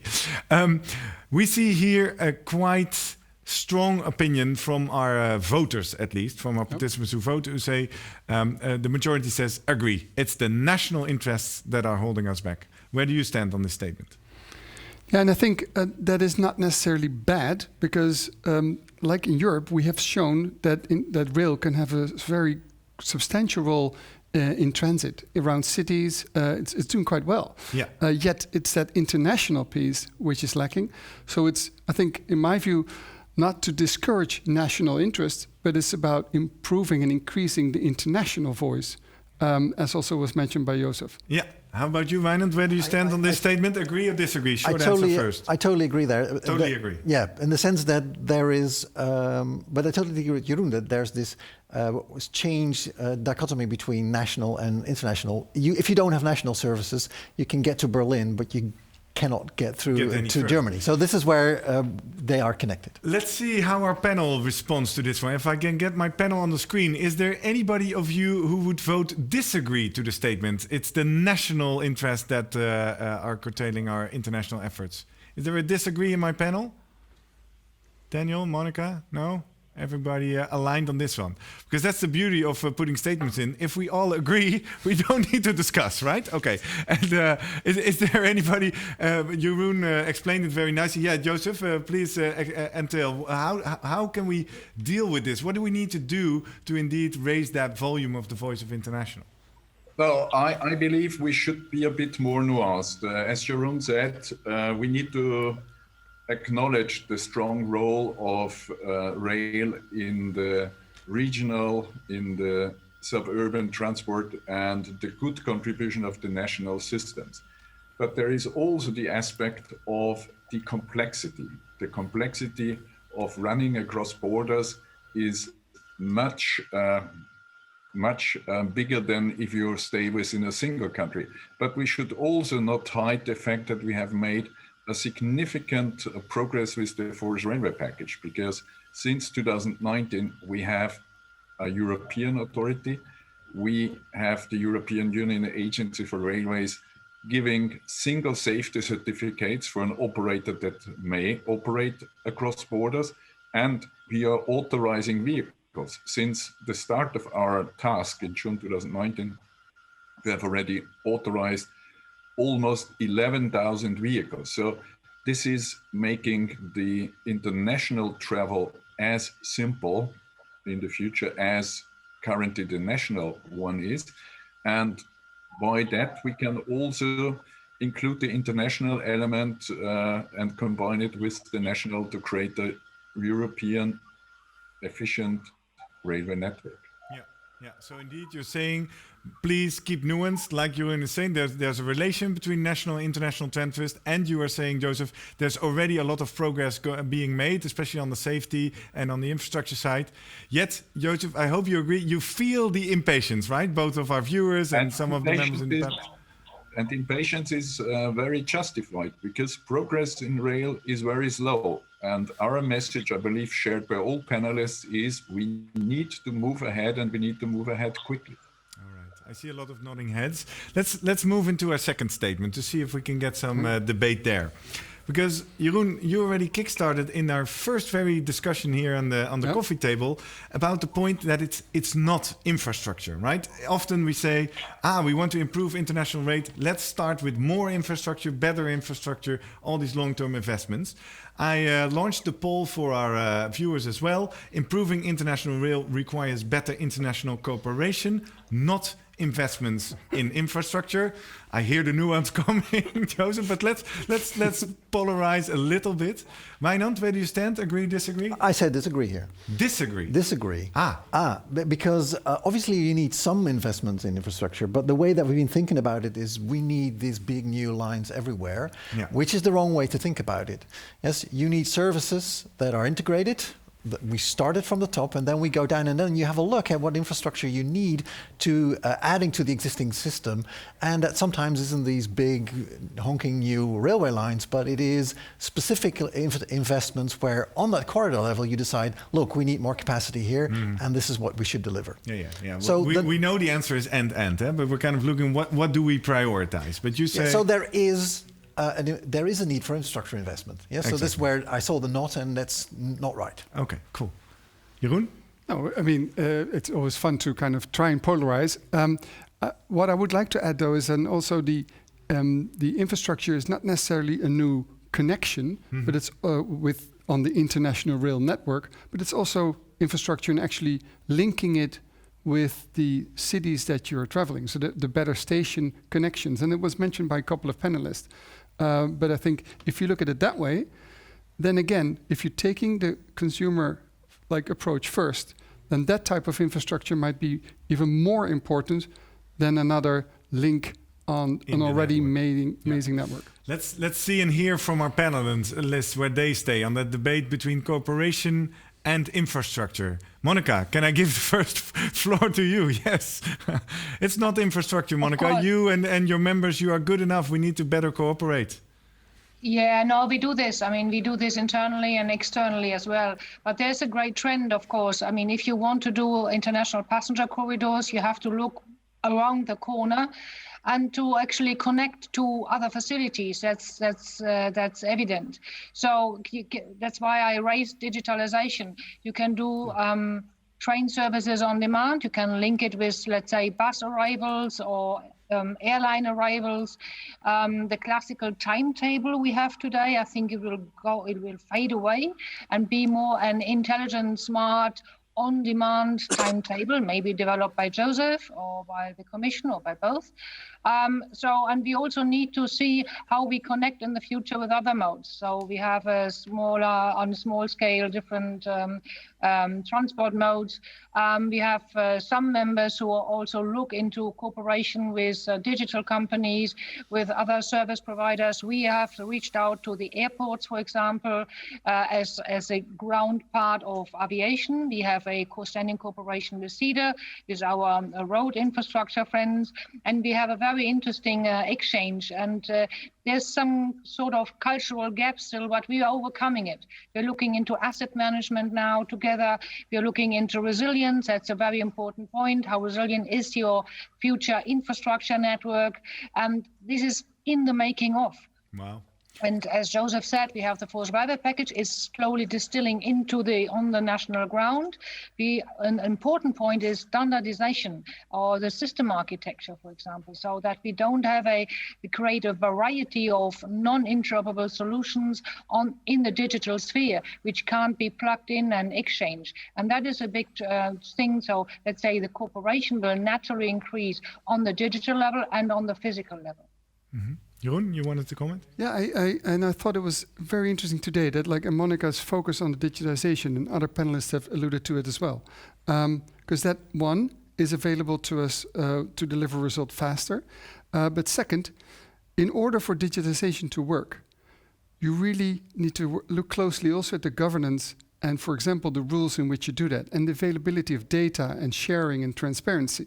So it's not like this magic that can just happen, but it requires us to do actually exactly the same on the other levels, which is cooperation, and have clear rules on how you share that. And I think this is also where you can, on a European and or in a corridor perspective, try it out. Let's work together a bit more transparently and really push that digital agenda, providing better services quickly. Exactly. So I see nodding heads. Liber, if I can quickly turn to you, this statement about we need more cooperation, not more infrastructure. What can you elaborate a little bit on what the members of your organization can do in cooperation to achieve further improvements? I mean, I have to say that I must repeat what I said already. We have to start from the infrastructure, and I mentioned it also on my slides. I mean, this is the key. And I would again repeat that if you wish to be competitive, and that's the key word. If you want to attract the customers, we have to be competitive. If you want to be competitive, we have to have infrastructure that offers the possibility to place the competitive services by the railway undertakings on the infrastructure. And for that reason, this marvelous 10P that has proposed or that suggested to have the high-speed network in Europe by 2035. I mean, how can you be competitive if you don't have the high speed connected throughout Europe? So this is the principle. This will also offer the capacity for the freight, by the way, although today it's not the topic for the discussion, but we should not forget that. And this is also something that needs to be run in a parallel. So on one side, completing the network of mainly the high speed or the higher speed. And on the other side, it's to automate the network. Because if you wish to increase the capacity for more trains, for more customers on board, whether freight or passenger, we have to automate heavily. So if you talk about the cooperation, that was your word that you used, the cooperation is necessary for the system perspective, again, that would allow us to automate both on the infra side and on the passenger side, so to offer the better service for the customers. And automation for me means, again, especially to automate for the increase of the capacity. We have a number of the bottlenecks on the lines where we don't have enough capacity, and we can't double volumes of the passenger or freight if we don't have enough slots on the track. So that would be what is really the keyword here: the new lines completing the network, and the second, increasing the capacity through the automation. Yeah. And Liber, what are you and your members or your organization currently doing? What steps are being taken to move that further forward? I mean, that relates to, I mean, on the infra side, obviously, it's the cooperation with the member states and obviously with the European institutions. So how to direct the investments into the infrastructure. Then, obviously, as the first step towards the automation, investing into the ERTMS. That's the first one. And the follow-up of that would be going again with the link to research and innovation. This is the tool where we can provide the conditions for the automation. So the members, if you talk about our members, obviously are hugely interested in the continuation of the today's shift to rail and the future joint undertaking, having all the conditions for the future automation ready. Mm-hmm. Werner, or Wijnand, a quick question to you. When Libor talks about corridors, he says we need to talk high speed. We need first have a high-speed network. When you talk about the corridor coordination project, is that always related to high-speed corridors? Or could it also be, for example, the night trains between Austria and Amsterdam now? Clearly the latter. Yeah. So yes, eventually when you want Europe to function as a sound market for international train travel, high speed is a need. Yes, you need to deliver that. But there are all different kind of options on how to work on that. For example, night trains, like you mentioned, they require different kind of infrastructures. It's more about the total length of the travel has to be a night rather than very quickly. So this is where there are all these different kind of options, and where as soon as you start doing that, the coordination question pops up on how to do that, where then you want to work on those corridors together and develop a sound basis in which services can be provided. Yeah, so it's an and-then. And again, in terms of low-hanging fruit, yes, you say yes, high-speed network is essential, but we can already improve the connectivity also on the existing. I think the key is that we talk about urgency, yes? Urgency has been, and a lot of what we've talked about are long lines that we have to develop. We are not denying that. Actually, we're really underlining that. Yeah. However, there are a few things that you can do right now that we really need. I want to do a third and last statement, Jeroen. We heard Joseph Doppelbauer explicitly refer to the current COVID-19 pandemic. And as you say, urgency, we need to act in the now. We're curious, for international rail passenger transport, is the COVID-19 pandemic mainly a threat or an opportunity? Where do you stand, Jeroen? This is a very personal question, I think, because it defines how you view these kind of events. I think it's a terrible event that happens. But it forces us to rethink some of the ways we've done things. And I see this in many different sectors as well. You cannot continue the same way. It allows a reset, and it puts policy makers at the heart of where we are going, front and center. We cannot allow to say the market will solve, because there is no market. So policy makers, politicians, are now really at the helm. And it's scary to be at the helm, because now there's no hiding, the market will solve it, because there isn't any. The market isn't there. There's urgency. I refer to Joseph's comment about what are passengers' decision criteria. Flying across Europe was never so simple until end of February 2020. Currently, I'm looking at trips to Vienna or Paris, and I think I don't even want to be in a plane. Yet I cannot find my way how to get to a train in Vienna, right? So exactly. the whole decision drives become different. Yes.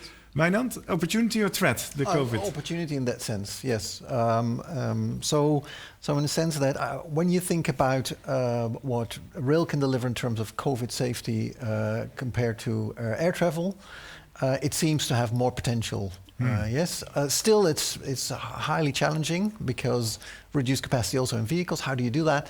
But still, when you look at the big picture, I think there is an opportunity there. It's interesting. We see that actually 30% of our audience, and I like it, then we have a good statement, is undecided, right? They don't know. It's difficult to call. Let's see how our panel stands on that. What can we do to actually, Daniel, if I can refer to you, another big issue on the international agenda, besides the Green Deal, now also dealing with COVID. Do you see opportunities to align the initiatives? There's huge investments being made to recover from the COVID-19 stress. Can we align objectives here? Yeah, and I agree. I understand both sentiments, actually. Like, working for Frans Timmermans, I of course have to say that this is an opportunity, but I also understand the audience, the big proportion that is undecided, because we don't know what will exactly still hit us. It's very difficult to predict. The only thing you can do is at the European level try to help to restart things as soon as that is feasible. That's what we're trying to do by at least saying once a week, let's all look together when a certain city in a region is red, orange, and green. Let's not do that all in different times and different spaces. That is something really good work where also Commissioner Valian is involved. So I understand the uncertainty, also the uncertainty of the workers in the sector, because all modes have been hit, all transport modes have been hit heavily. But I have to say that it's an opportunity, and it's also what the highest level at the European Commission agrees with that. You know, if you listen to the State of the European Union of Ursula von der Leyen yesterday, clearly, you know, the way forward is to indeed rethink, reset, build back, but build back better and bounce forward, because this European spirit is needed. It's also the people that marched on the streets before that wanted. Of course, it went down a bit, the climate in terms of priorities, because people need to start taking care of making it to the end of the month rather than the end of the planet. But it's not away, and it's still on top concerns. An opportunity, that's what we're trying to do, including with making rail digital. There will be a push in member states to come up with investments that help with the green and a digital transition. And we clearly say in our policy, you know, think about digitizing rail. It's an easy way to tick both boxes. It's super good for sustainable travel, for the European Green Deal. It's super good for the digital future. So that is something that we need to talk about more passionately and less technically. So yes, definitely opportunity, but I do see it's not easy, and we have to do all of us the best that we can, because we can be fortunate. It is something that unites the rail.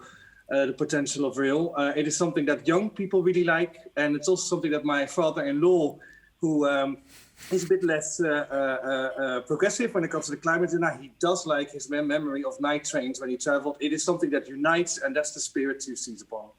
Beautiful. Well, Daniel, since we're with you, just a smaller question that I'd like to highlight. You talk about uniting. A question from Dagmar Keim has been on the boards for quite a while, and 7 people gave that a thumbs up. But it's somewhat related to Hinne Groot, who is no longer with us here.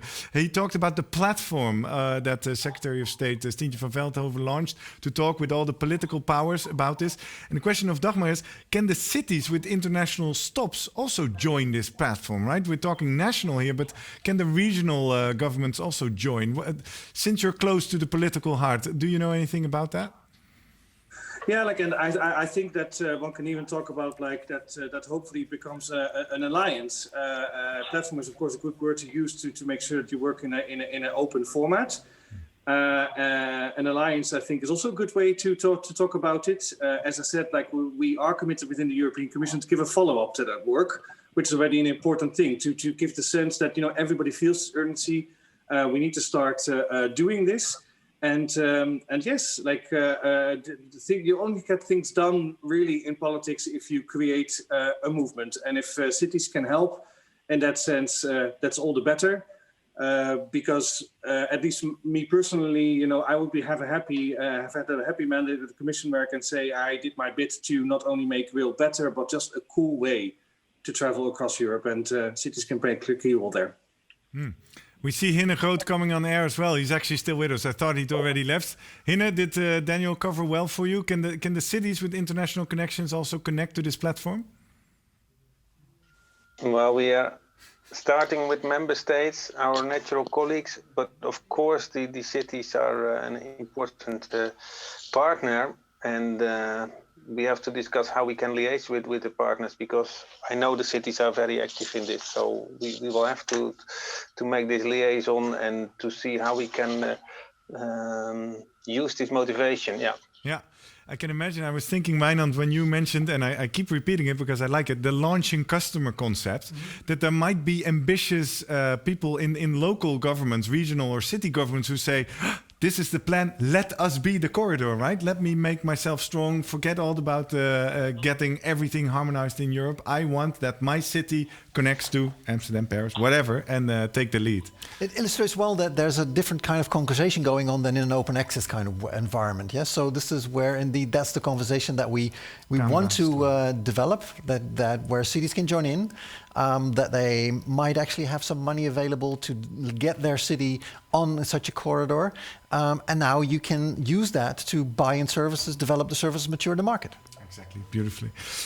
Elizabeth, since you showed us the map of the corridors, It was clear you used the word corridors, but that was another corridor than we are talking about here today. This was corridors more from a multimodal perspective, right, as I understand. I'd like to address a question that Jeroen Wolf is submitting, and 6 other viewers are saying we like that question.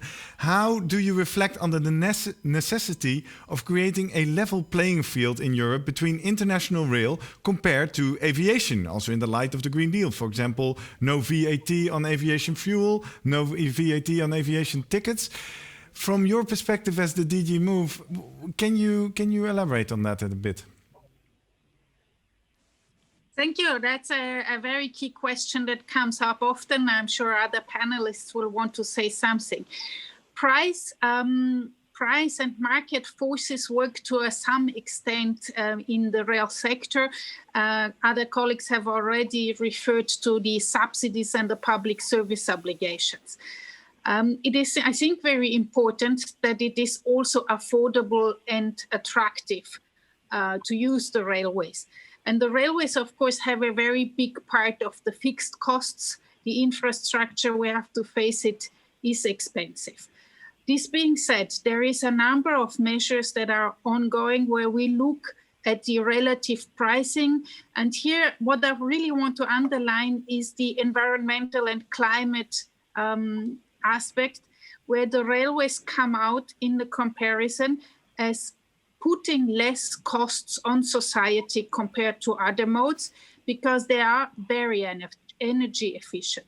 So you have less CO2 emissions and you have less road accidents, deaths, and fatalities.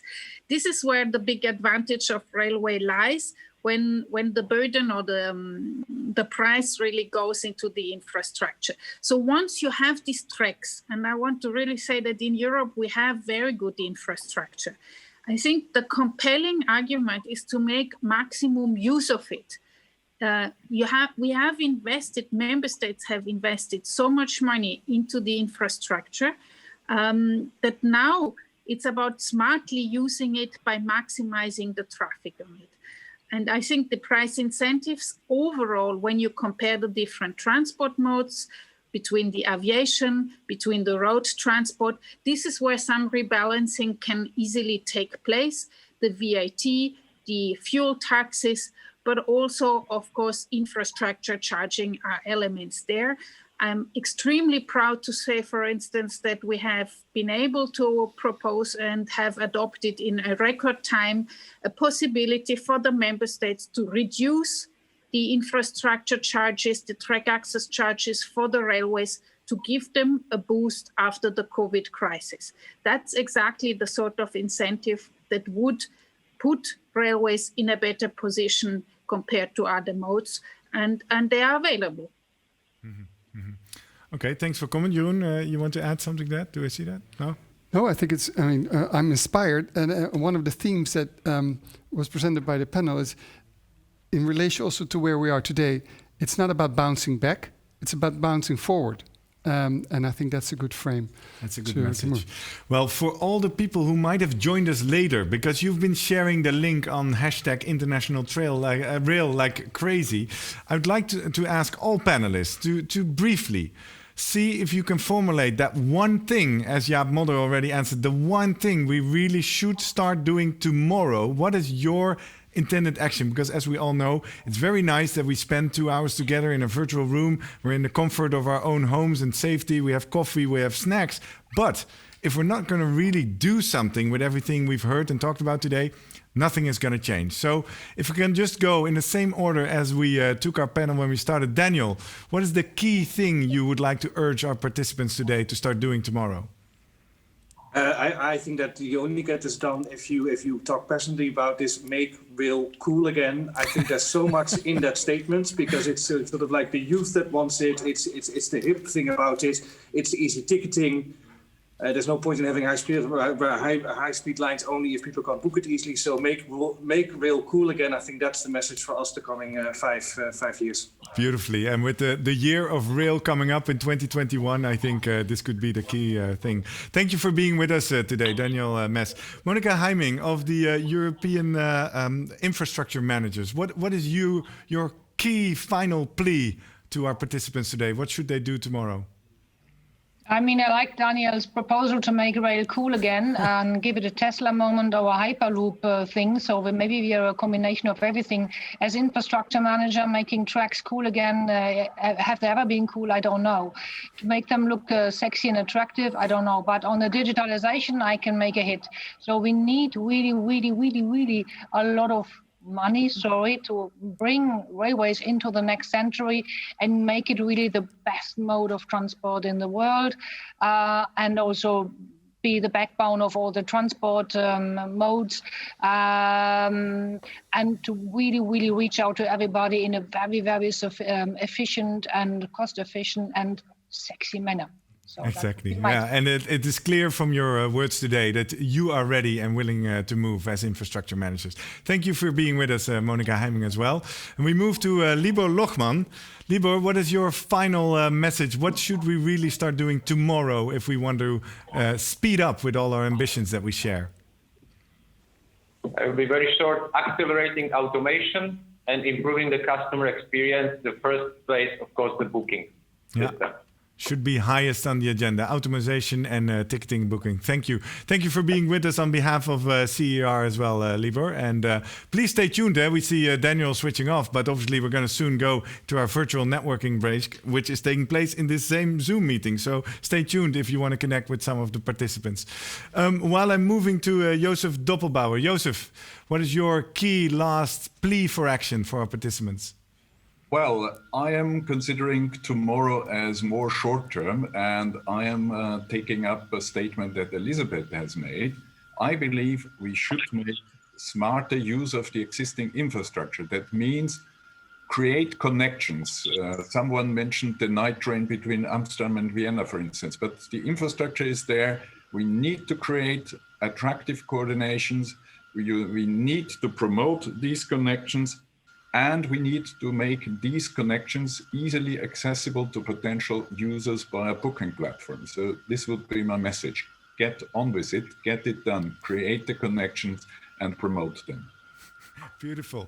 Get on with it, get it done, make connections and make rail cool again. I like it. We're really making this tweetable, right? Hashtag International Rail. Elisabeth Werner, what is your final call for action for our audience?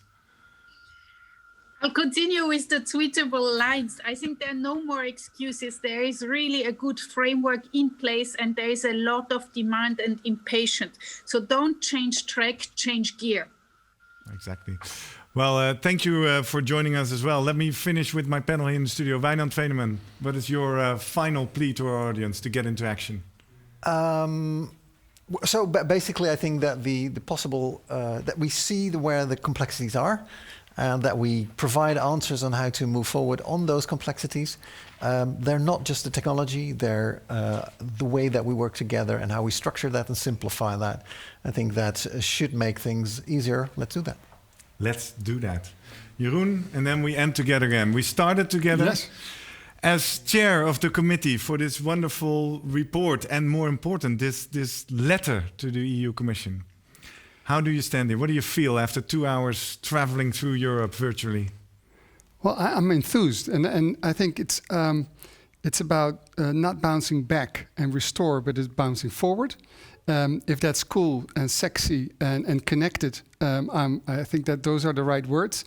And I know I feel like calling on Monday, trying to get that launching customer coalition. Yeah. And then I'm going to call Joseph and say, Joseph, we got a few, we got a coalition, and with your help and auspicion, can we really get this idea of a corridor manager going? Yeah. And start improving that product in a sexy and cool way. I think we have our little man on the moon here, right? And we're not going to take a decade. We have the year of rail coming up in 2021. So let's speak about the ambition of having our first launching customer a corridor coordinated project in the year of rail. Shall we all sign to that?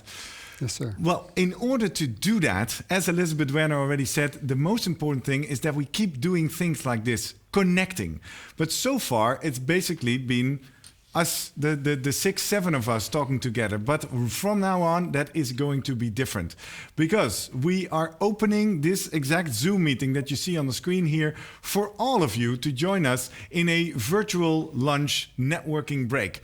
So if you have been participating and you would like to connect, and let me say, if our speakers have to go, I'm not sure if they were, if they knew that they were part of this. So if you have to go, you have to go. If you have time to stay, please stay, because you could actually connect to some of our participants. We're going to have a little bit of fun, make virtual meetings cool again, and then we're going to break out in smaller groups for about 12 minutes, where you can really have small peer-to-peer conversations to see on how to work on that ambition of having that first corridor coordinated project next year, or maybe something else you would like to discuss. And I think our ambition with this online event would be that if you now come to the Zoom meeting, the link is right below in the timetable. Just click on it, open Zoom, and our Sibrin will let you in. My dream would be that a few years from now, we see these beautiful corridor coordinated projects and people say, how did we get started? Oh, yeah, right. It was that virtual lunch networking session where we met on September, what is it, the 18th already today, 2020. So I invite you all, come into the Zoom. If you're watching this program in recording on YouTube, we're nearing the end. This is the end. We're going to have some more fun with the participants live. And if this is the end for you, thank you for watching. Thank you for participating. Take a time for last time via the Slido application to let us know how this experience was for you.